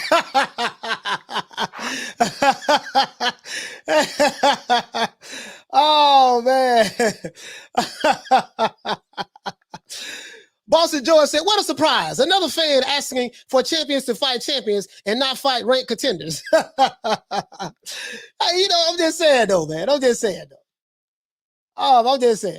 You know what I mean? This is going to be a good fight. I bought the pay-per-view. I'm looking forward to it. I'm going to support this fight. I'm hoping that this fight does about maybe 300,000, hopefully 350,000 pay-per-view buys. I'm hoping that works. I'm hoping that they can at least do that, and then that can set up the fight for next year on PBC. With Crawford and Spence. Want to see that fight. Bad. I want to see that fight bad. I do not believe in putting fighters in protective custody. Don't believe it. Hey, but you're right about that, though. About the haters. As a matter of fact, Floyd Mayweather played the hate card so good that he knew that it was a bunch of Floyd Mayweather knew Floyd had a really big Mexican fan base, but there was a lot of Mexican fans that hated Floyd Mayweather as well. And he played it to his advantage, selling out, record-breaking pay-per-views, breaking live gates. He played it to his advantage. He say, I still need to know what Porter's fight plan is. His fight plan is the same plan he did when he fought Spence. Same plan he did when he fought Adrian Broner. Same plan. The way he normally fights. And the way he fights. That's him. Shawn Porter's fight pretty much the same way. I've been watching Shawn Porter since 2013. He fights pretty much the same way. 99% of his fights, he fight pretty much the same way. And he has to because he's the shorter fighter. He's stronger, compact. So that style works perfectly for him. You know what I mean? That style works perfectly for him. But over here, I ran across a video today, guys. This is Sporting Icons. And he talked about the court ruling in favor of Dillian White over the WBC for him to be mandated to fight Tyson Fury next. This is what Sporting Icons is saying. I heard some of the video. I didn't hear all of it, but I don't know, man. I don't know the Dillian White situation. I'm jumping ship to another topic. But the Dillian White situation, I don't know as it relates to him and Fury, what's going to happen with that. I have no idea, guys. I do kind of feel like Dillian White is, he's being, the WBC, Mauricio Sulaiman is letting them know, hey, man, it is what it is. You got this arbitration. We're going to wait and see what happens with that. I didn't know how long the arbitration was going to last for, but according to here, Eddie Hearn is saying right here, guys, that the arbitration ruling will happen within weeks, not months. This is what he's saying. This is what Eddie Hearns is saying. But these guys say a whole lot of stuff. I don't know. I don't know as it relates to Dillian White. These guys say a whole lot of stuff, but I don't know. I don't know what's going to go on. All I know is these sanctioning bodies and organizations, they are a mess. These sanctioning bodies are a mess. And it's when Jose Sulaiman was alive, God rest the dead, he done a lot of business with Don King, allegedly, cricket stuff, and the sanctioning bodies with the WBC. Nothing has changed with that. Nothing has changed with that. So I want to see what's going to be on this fight card. What's on the hold on, guys. Let's see what's on the on this fight card with let's see, Porter, Crawford Porter. Let's see. I want to see what's on this fight card. I wonder if this is Crawford Porter undercard. Sorry about that, guys. Crawford Porter undercard. I wonder what's going to be on this undercard. Probably some bullshit, but I don't know. But anyway, let's see, guys. Let's see. All right, let's look at this. Let's look at this undercard, guys. Let's look at this undercard. So it said on Saturday, November the 20th, right, at the Mandalay Bay in Las Vegas, they have let's see. I think they have a middleweight showdown, 50-55, featuring lightweights, featuring undefeated lightweights. Well, I don't understand. What do you mean middleweight? I guess I meant to say welterweight. So yeah, Crawford and Porter fighting each other. We know that, right? Let's see. 12-round IBF title eliminator, Brazilian 2012 Olympic silver medalist, Esquiva La Pantera. He versus Patrice Volny. I don't know who the hell that is, so that's garbage so far. Pay-per-view telecast and also includes a 10-round middleweight fight between Johnny Beck, and former champion Hassan Dam. Okay, all right. We also have Raymond Murataya versus Steven the Hitman Ortiz. Okay, well, I guess the good thing about this undercard is they don't have a lot of fights up under here. So before the PBV telecast, a special feature was set the stage. Former junior featherweight Isak Royal Storm, Dogbo. Okay, Dogbo fighting on this. Okay, Isaac Dogbo. Versus Christopher. Okay, all right. I like Dogbo. Dogbo and Diaz. I like that. I like Dogbo. Dogbo always come to fight. I like this guy. I like Dogbo. Right? I like Dogbo. I really do. Okay, so this is let's see. I don't even know how to pronounce this guy's name. I just say AK. AK is ranked the number 2 middleweight by the WBO. Okay. Number 2 middleweight by the with the WBO rankings. He's coming off a signature win in the 8-round stoppage of former world champion Rob Brandt. Okay. All right. I think that this is the undercard, guys. So we have Dogbo. Let's see. Dogbo, he did suffer a loss to Von Navarrete. He did do that. But I like Dogbo. I like Dogbo. Dogbo come to fight. I like Dogbo. If you're new to the channel, please subscribe, hit the like button. If you're a fanboy, hit the thumbs down and get the fuck off the block. We don't like you over here. Don't like you over here. Shout out to Mr. Calderon. The stickiest of the icky. You want to smoke with the old boy Rick James? Hey, okay. For dropping that $2. Bam, super chat on your boy. Hey, Leroy. Super chat received. Playtime's over, boy. He said the LDBC going to hype up the Ortiz on pay-per-view for Wilder. Oh, let's see.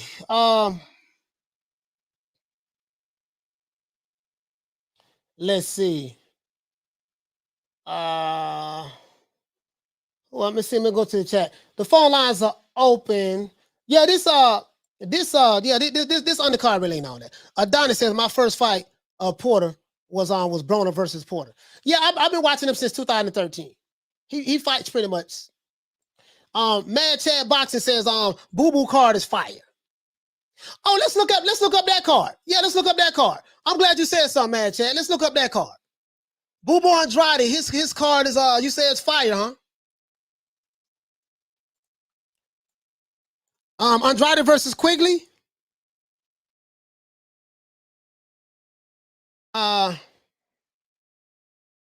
Is it Quigley? I don't even know how to spell this dude now. I think it's Quigley. Let's see what that is. Let's see what this is, guys. Let's look at this undercard. I forgot all about Andrade fighting on Friday. He fights tomorrow. I think he fights tomorrow. Andrade fights tomorrow, right? UK in the building. Shout out to the UK. Hey, okay. Shout out to the UK. True. Let's see. Yeah, if you want to call in, if you're from the UK, you want to call in. Hold on. If you're from the UK, you want to call in, guys, you got to call in through WhatsApp. If you're from the UK, you want to call in through WhatsApp. That's how you make that call. Shout out to Lady Shan. Hey, okay. And shout out to DT3. Hey, okay. And shout out to Shelton Moore. Hey, okay. For reminding me to go back to the old me. It is what it is from this point forward. Hey, okay. Shout out to them. Those were my motivators. Anyways, Quigley. Okay, Quigley. So let's look at this. Demetrius Andrade vows to leave a lasting impression in his latest regional headliner. The unbeaten two-division titleist is set for the 5th defense of his WBO middleweight belt as he faces Ireland's Jason Quigley. All right, Ireland, Jason Quigley. Andrade is 30-0 with 18 KOs. Came in right at 160-pound middleweight limit. So they did the weigh-in. I didn't see the weigh-in, guys. Let's see. Say Andrade returned 3 months later. He fought this other guy in New York, okay? Quigley is not without his support. Even on the road, the 30-year-old middleweight has been embraced by the region's heavily Irish and Irish-American population, particularly in Boston, which is less than an hour away. Okay, so who is on the undercard of this fight? Let's see. Thursday, let's see. A 3-fight win streak accompanies Quigley in his first title fight. All right. The opportunity comes 6 months, his most significant win to date, and a 10-round majority decision win over Sugar Shane Mosley Jr. Oh, I know who this guy is now. I'm like, I don't even know who this guy is. I never heard of this guy. But I remember this fight, guys. He fought Sugar Shane Mosley Jr. I remember this guy now. Damn.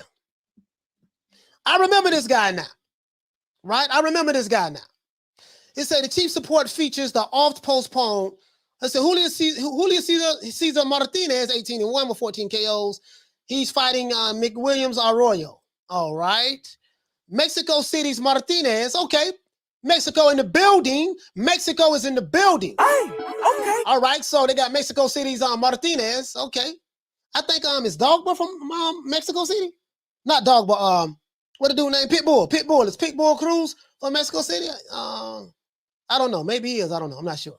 Arroyo is a 2008 Olympian. All right. Let's see who else we got. Efforts to reschedule the fight this past February in Miami Gardens. Let's see. AK makes his second defense of his WBA Super IBF featherweight titles versus replacement Jose Velasquez. Okay. All right.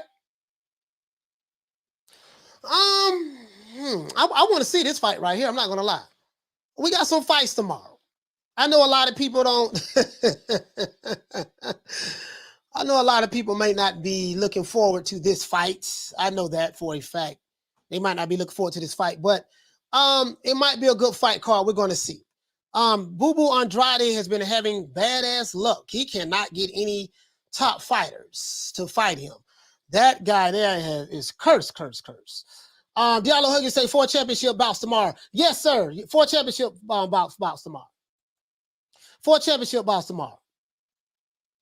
For the fanboy who keep trying to get my attention, I appreciate you spending all your time giving me your watch time hours. You was blocked. I had to unblock you for a reason. Your dumb ass still over here giving me your watch time hours. I really appreciate that. I appreciate that. Will not acknowledge you. Eddie Val says it's crazy that Andrade 34-35 is still fighting C-grade fighters. He can't get the other fighters in the ring, dog. Like, you know, Eddie, he probably just need to leave Eddie Hearn alone. He's making money, but he probably just need to leave Eddie Hearn alone and just come join the PBC, man, if you want to get those fights. To be honest with you, man, it is what it is. It is what it is. He maybe he, who knows? Who knows? Eddie Val says lucky Andrade at 160. Hey, 160 because 135, 136 would be end of the road. Bro, it's like I don't outside of Andrade getting paid some good money, because the zone do pay the fighters good money. Well, the top fighters, I don't know about the bottom tier fighters. I don't see the advantages of him being over there with the zone. He's not able to get the fights. The fighters that he's going to need to fight. Well, you know what? No. Let me take that back. This is the crazy part about it. You have Triple G that's on the zone. Same side of the street is Boo Boo Andrade. But for some reason, he's not able to land that fight. Eddie Hearn says that as a matter of fact, in this interview right here, guys, hold on. In this interview right here, I'm going to show you this. In this interview right here, Eddie Hearn talks about how he's been unsuccessful in getting fights for Andrade. Let me let you guys hear this. But, when you talk about Demetrius Andrade, who's coming now, so I've got to be a little bit careful. I guess that it's extremely frustrating, and I don't know what else we can do. Shit. Hold on. Wait a minute, God. Hold on, guys. Okay, I do not own the rights to this material. This is for educational purposes only. The zone don't even play. Dog. I might get an alert from them telling me that they want me to take this video down, but more than likely that's what they're going to say. But this is from Boxing Social. But let's hear what he has to say. I saw him retweet a few bits yesterday where it's basically saying that Eddie Hearn and DAZN have got to look at themselves. I agree. I think you have to blame me, because I'm the promoter at the end of the day. It's my job to make those fights, and I haven't been able to make them. But I don't know what else to do, other than... So Eddie Hearn... So Eddie Hearn is, as it relates to Andrade, Eddie Hearn is saying it's been his fault that he has not been able to make these fights for Andrade, from Boo Boo Andrade. He said that it's not his fault. No, he said that it is his fault. He has not been able to make these fights. Andrade, the people who hate Andrade, has been saying he's ducking. You got the Canelo Alvarez fans, they hate Andrade, and the Canelo Alvarez fanboys, they hate Andrade, right? And then you got the Alphabet Boy fanboys, they hate Andrade, because and the pro PBC ass kissers, they hate Andrade, right? So he getting hate from two different races, his own kind and the other side as well, right? So and Eddie Hearn, don't nobody like Eddie. Don't nobody like Eddie. So Eddie has said that I don't know what to do, mate. Like it's my fault that I'm not able to get these fights. And he's the promoter, right? So, listen, I don't get it, dog. Like, I can see Andrade not being able to get the fights with PBC. I get that.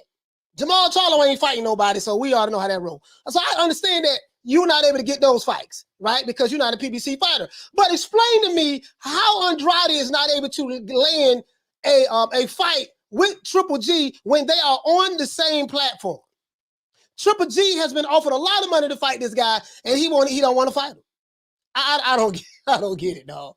Bro, I don't get it, dog. I don't get it. I don't get it. He says, I guess you believe him, huh? I don't know. I don't know Eddie Hearn. Belief is subjection. You know, it's subjective. You believe what you want to believe based on who you like and who you're affiliated with.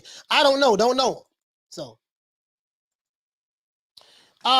yes, it's unfortunate Andrade can't get the best fights. Yeah, man. Hey, but Eddie Hearn say it's my fault.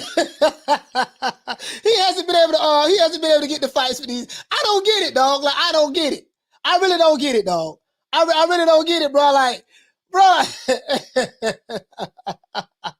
Wayne Love Peacock says, Triple G don't want smoke from Boo Boo. Oh man, bro.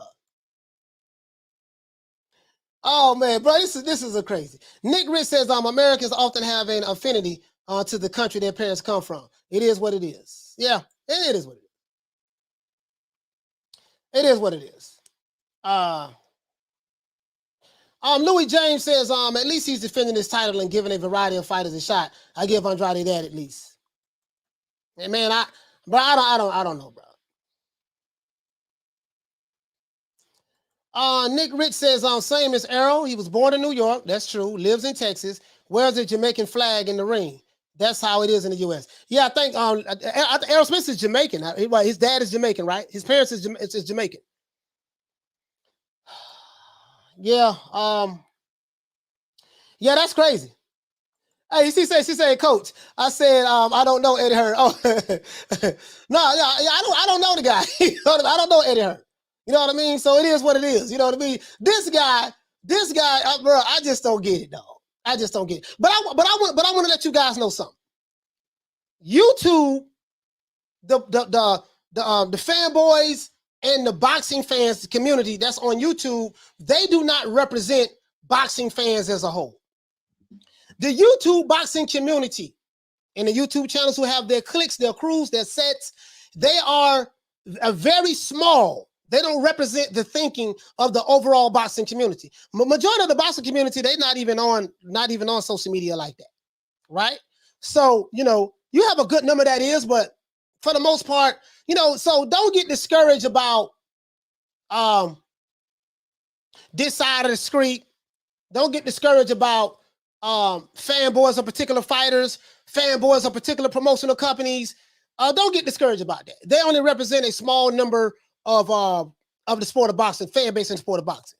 And I noticed that. I noticed that, right? So what happens is if you are in the bubble,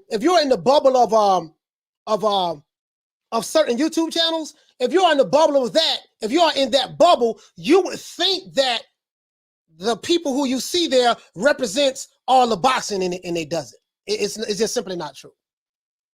It's just simply not true, right? So sometimes you'll get, you know, you'll assume that, hey, this represents what the masses think, but that's not so. That's not so. Just take that in consideration, guys. But outside of Boo Boo Andrade getting paid money, I don't know what to say about that guy, bro. I really don't, bro.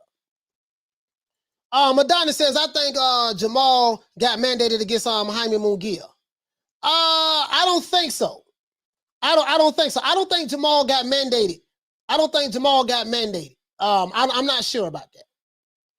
Jeff Lucietta says, I'm curious to see how Triple G will look. I think he may have a few decent fights left in him. Triple G is fighting Murata. So one thing I will say about Triple G, at least he's fighting to become unified champion again. At least he's done that. He's the only guy. In the middleweight division that has unified the division. I think either multiple times, guys, or this will be multiple times, right? So he done that. He done that. Now, what Triple G will do next, I have no idea. As a matter of fact, let's look and see when the last time this guy fought. Let's look and see when the last time this guy fought. Let's look and see when the last time Triple G fought. Let's see something, guys. Hold on, let me see something. Gennady Golovkin. I don't know when the last time he fought, guys.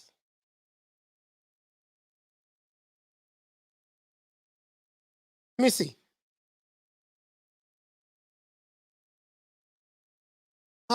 Here he goes right here. Hold on, guys. Bear with the old boy for a moment. Let's see when the last time he fought. I want to say he fought last year. Triple G is still waiting on that. Word of the street is Triple G still waiting on that trilogy fight with him and Canelo. This is if that's true, this is just ridiculous at this point. If that's true, this is ridiculous. You don't fault the man twice though. Why are you trying to fight him again? He fought Canelo right here to a draw, made a boatload of money. Fought Canelo again right here, made a boatload of money. Had a majority decision loss, and he's fighting Murata in Japan. He fought Darren Chaco. In my opinion, he lost his fight. In my opinion, he won the first first Canelo fight. In my opinion, and in my opinion, he definitely lost this fight, the second fight to Canelo. He fought Steve Rose, Darren Chaco, which was a good fight, and this guy right here. And now he's fighting Murata. Murata is a WBA champion. So if Triple G can win this fight, or if Murata can win this fight, they will be the IBF, IBO, and WBA unified champion. Shout out to Chick for dropping that half for bam dub on your boy. Hey, Leroy. Super chat received. Playtime's over, boy. He said WBA middleweight super champion Murata versus Japan title holder will collide for unification in Japan. Yes, on the 29th. I appreciate that, fam. Shout out to you, Chick. Hey, Diallo Huggy, he said Munguia's with the zone and he doesn't want to fight Andrade either. Wait right there. I think I have something on that. Diallo Huggy, hold on, my brother. I think I have something on that.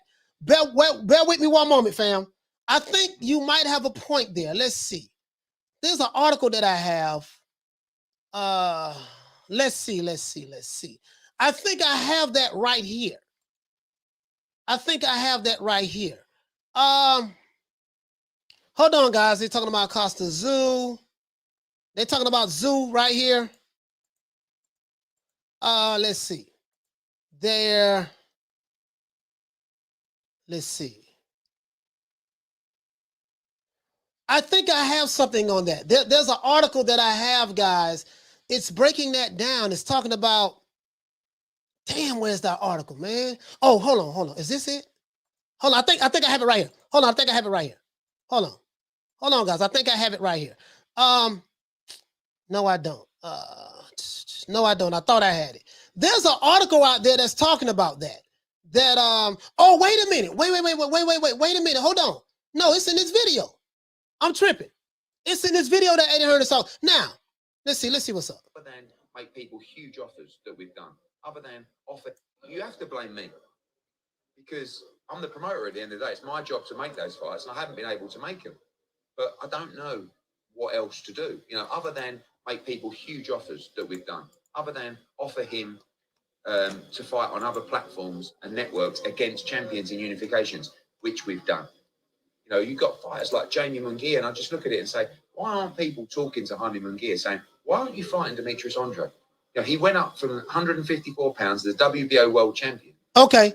So according to Eddie Hearn, he's saying that, hey, listen, they've made several big money offers to these fighters. And he said he's done that, so he doesn't know what else to do. Normally, when you want to make a fight, two fighters want to fight each other, you offer them the money, and the fighters will take the money, especially if it's big money that they're going to make, right? But according to what he's saying in this interview, they've offered fighters big money to fight Andrade, and he's breaking down the Jaime Munguia situation. Shout out to Big J. Hey, okay. Shout out to Big J. Let's see what he's saying, though. That's their rules. You become automatic Andrade. He went up from 154 pounds to the WBO world champion. That's their rules. You become automatic mandatory. He said, I don't want to fight Demetrius at the moment. Okay, I understand that. That's fair. Okay, so Jaime Munguia was the WBO junior middleweight champion of the world. Now, according to the WBO rules, if a fighter in the lower division vacates their belt and moves up, they automatically get a shot at the title. They become the number one guy to get a shot at the title. How do I know? It happened with Terence Crawford and Jeff Horn. Remember when Terence Crawford became undisputed junior welterweight champion of the world? When he re-signed with Top Rank and moved up to welterweight division, his first fight was a title shot against Jeff Horn, the same guy who beat Manny Pacquiao, the living legend. And that's how he became the WBO champion. So he's right about that. What he's saying is once Jaime Munguia moved up, he was the mandated. He was the #1 mandatory to fight for to fight Demetrius Andrade, and he's saying that Jaime Munguia said he wasn't ready for the fight right now. He didn't want to fight. Fair enough. Wants a fight or two to get him. He's had 4 fights. And now he says, hopefully I'll get an eliminator next. You don't need an eliminator. You've got a shot at the world title. And guess what? On DAZN, where your promoters also run their shows. So easy to make that fight. We'll do it in California. No problem at all. But one thing we have done, which we deserve a lot of props for. So basically, I don't want to keep going on, but Eddie Hearn is saying that, hey, listen, man, the dude Jaime Munguia is ducking. That's basically what he's saying. He's saying that either he's ducking or his promotional company don't want that fight. Shelton Moore said WBC has ordered Charlo versus Munguia next. Great.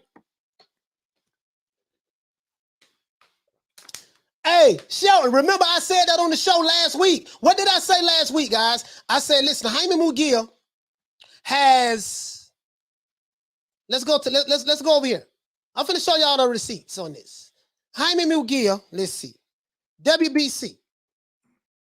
I told you this, guys, last week. Oh, wait. Triple G hasn't had a fight. Oh, okay, since December last year. Okay, sorry about that. I almost got distracted. WBA. Let's look at the WBA. No, damn. Not WBA. Shit. WBO. Let's look at the WBO rankings. Remember last week, guys? I told you, I said, wait a minute. WBO year 2021 month. We're just gonna say octubre, septiembre, y también middleweight. All right. Remember, and let's go over here to the WBC. Let's go over here to the WBC. Remember, I'm doing this because I want you guys to remember what I said last week. And I think this is a good thing. I said that Jaime Munguia, remember to piggyback off what you're saying. He said Shelton. He said it said 3 WBC order Munguia versus Derevyanchenko. Oh, okay. He Munguia versus Derevyanchenko. I wonder why. Remember, I said right here that Jaime Munguia is, as you can see, he's #1. Let me break this down. Jaime Munguia is #1.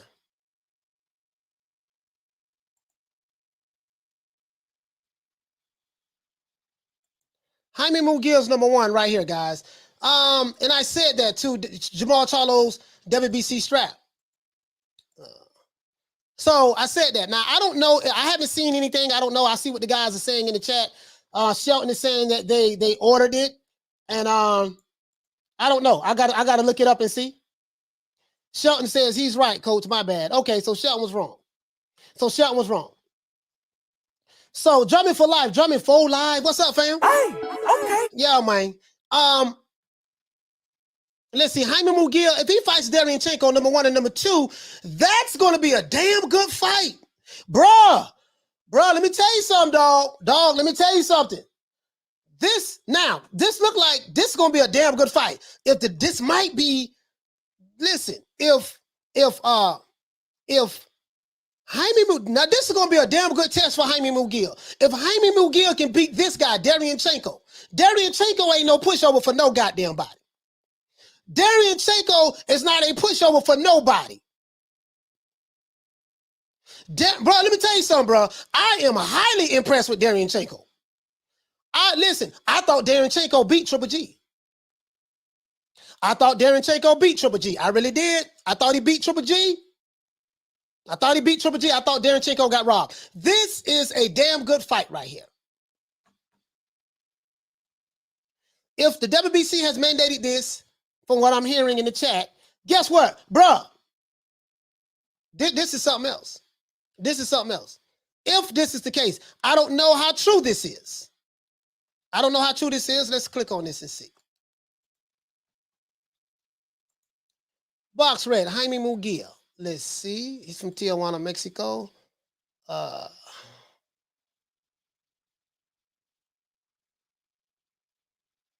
don't get that. What it means he's suspended? What the hell it mean he's suspended? I don't. Jaime Munguia.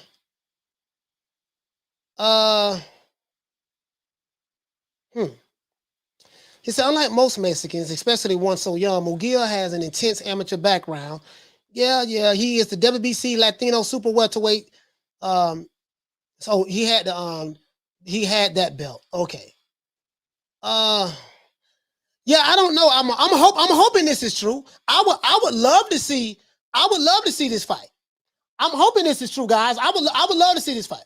I would love to see Jaime Munguia versus Darren Checo. That'd be a damn good fight. That'd be a damn good fight. That would be a damn good fight. I'll listen. Listen. If that fight, that fight gonna be on the zone. So, well, damn, you know what? Darren Checo, he's a PBC fighter.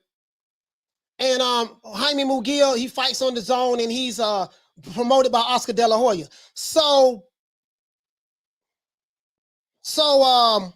damn, that's going to be a cross-promotional fight. The WBC mandated it. So if they mandated it, then I think, I hope this fight happens. I hope this fight. That's gonna be a damn good fight, bro. That's gonna be a damn good fight. Nick Rich says, "Oh my goodness, he said, why you hating so much in the chat, bro? Call the number if you have something directly to say, Mr. Holmes. Man, fuck Mr. Holmes. If he got a problem with me, why the fuck you over here? I don't give a fuck about you, nigga. You and any other fanboy, any fanboy hater, we don't give a damn about you over here. I ain't holding my tongue with you niggas no more. Fuck y'all. Let's see. So, anyways, this is gonna be a damn good fight. If this fight happens. Let's see. But over here to the WBO, this piggybacks off what Eddie Hearn is saying. He's saying that Jaime Munguia is the number one guy next to fight Andrade. He's number one. And as you can see, Demetrius Andrade is the champion. So we don't know what Oscar De La Hoya and them have planned, but I'm gonna tell you something. This fight with Darianchenko is not. If this fight happens, this is not going to be an easy walk in the park. That boy Darianchenko can fight. That boy Darianchenko can fight. He said, "Stop swearing, coach. You are setting off my." Hey man, it is what it is. If you got kids, man, don't listen to it. Don't turn the volume down and don't listen to it, Bon Scott. Turn the volume down and don't listen to it. That's all I can tell you, fam. That's all I can tell you. Turn the volume down and don't listen to it. That's all I can tell you, bro. Other than that, I don't give a damn right now. I really don't. Dog. I don't care. I do not care. I give two fucks right now. Anyways, let's see. You don't like it? Move on. Trust me, move on. I kind of like this guy. I kind of like Jaime Munguia. I think he's a pretty good fighter. I think he's ready for a title shot. He has 38 wins, 30 KOs. He should be trying to fight Andrade, but Andrade or whatever you want to call it. But for whatever reason, that fight is not happening. Some say he's ducking. Some say his promoters strategically moved him across the chessboard. For whatever the reason may be, he's not fighting Jamal Charlo. He's not fighting Andrade. So it looks like, as it relates to that particular subject matter, when it comes to Jaime Munguia, the only way a fight is going to happen with him fighting another champion like an Andrade or a Charlo, the WBC is probably going to have to mandate that fight. The WBC is probably going to have to mandate that fight.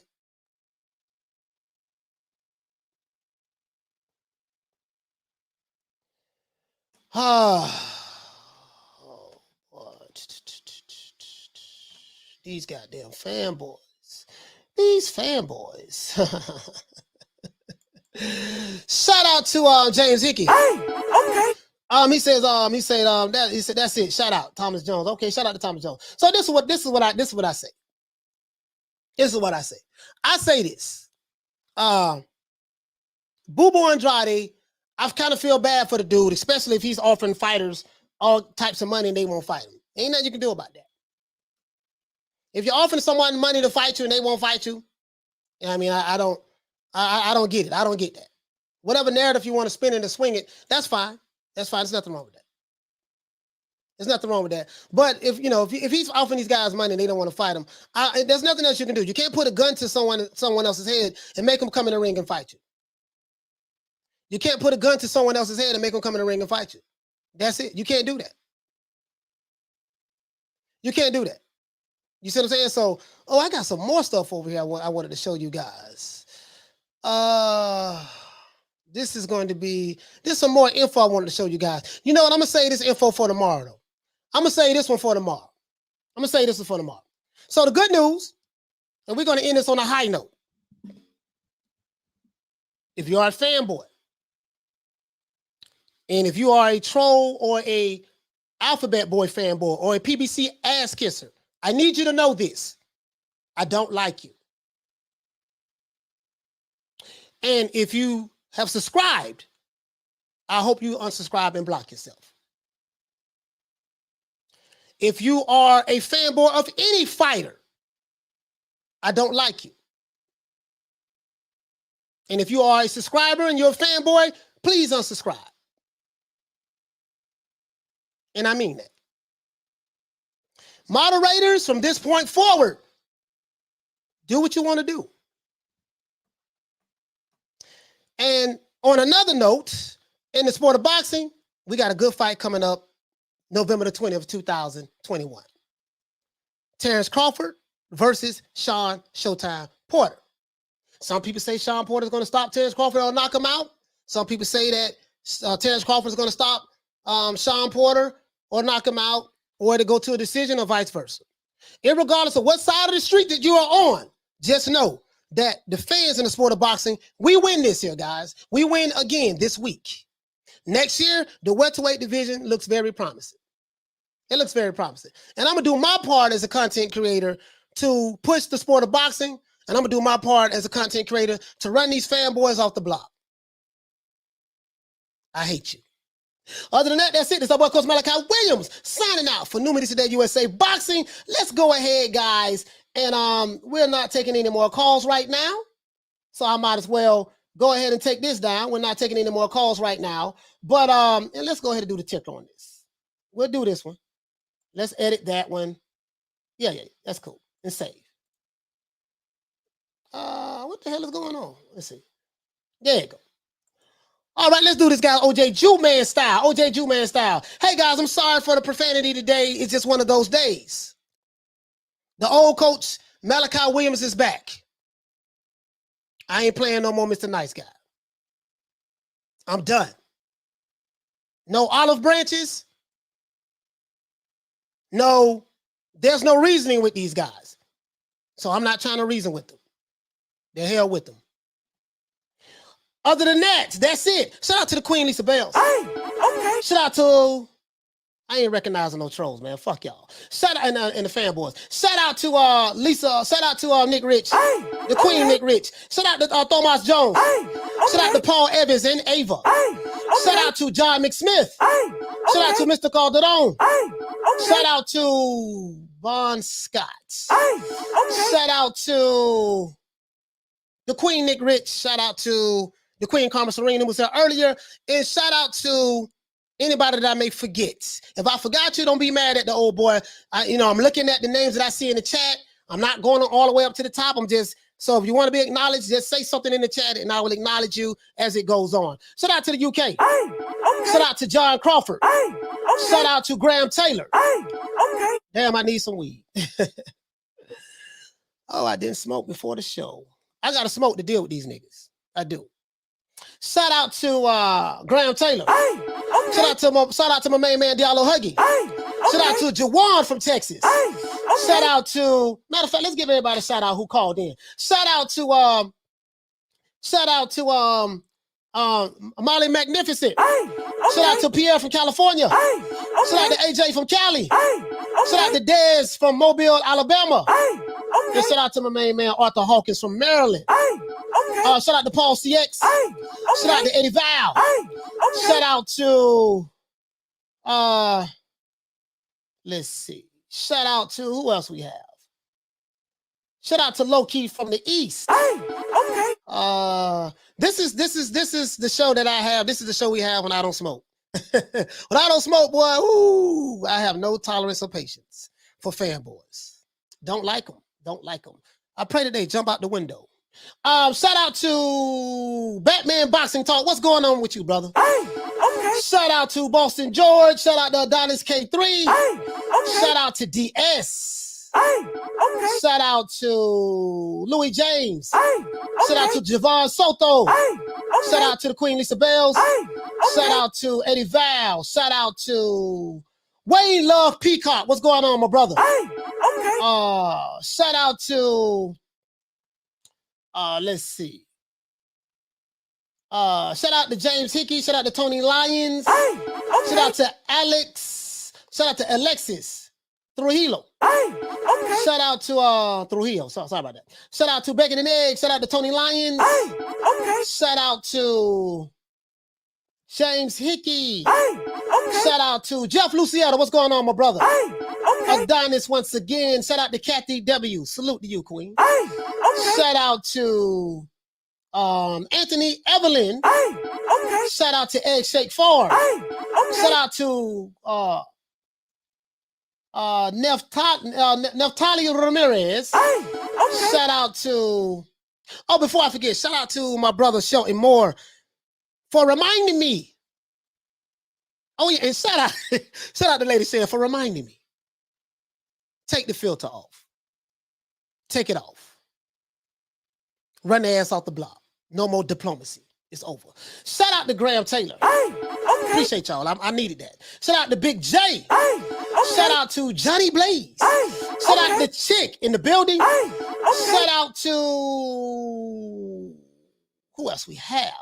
Shout out to everyone who's watching this on Twitter and Facebook. Shout out to everyone who's listening to this podcast on Amazon Music, and shout out to everyone who's listening to this podcast on Spotify. As a matter of fact,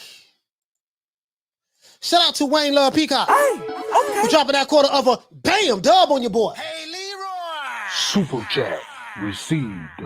Playtime's over, boy. And they say, but coach, you took that half a dub on your boy from Blue. Yes, I did. Stole it from him. Come into your trap and take over your trap. That's what I do. Shout out to Mr. Calderon for dropping that $2 bam super chat on your boy. Hey, Leroy. Super chat received. Playtime's over, boy. He said, shout out to the coach for being consistent. I have to be more consistent. I got to be more consistent from this point forward. No more Mr. Nice Guy. Shout out to Egg Shake Farm.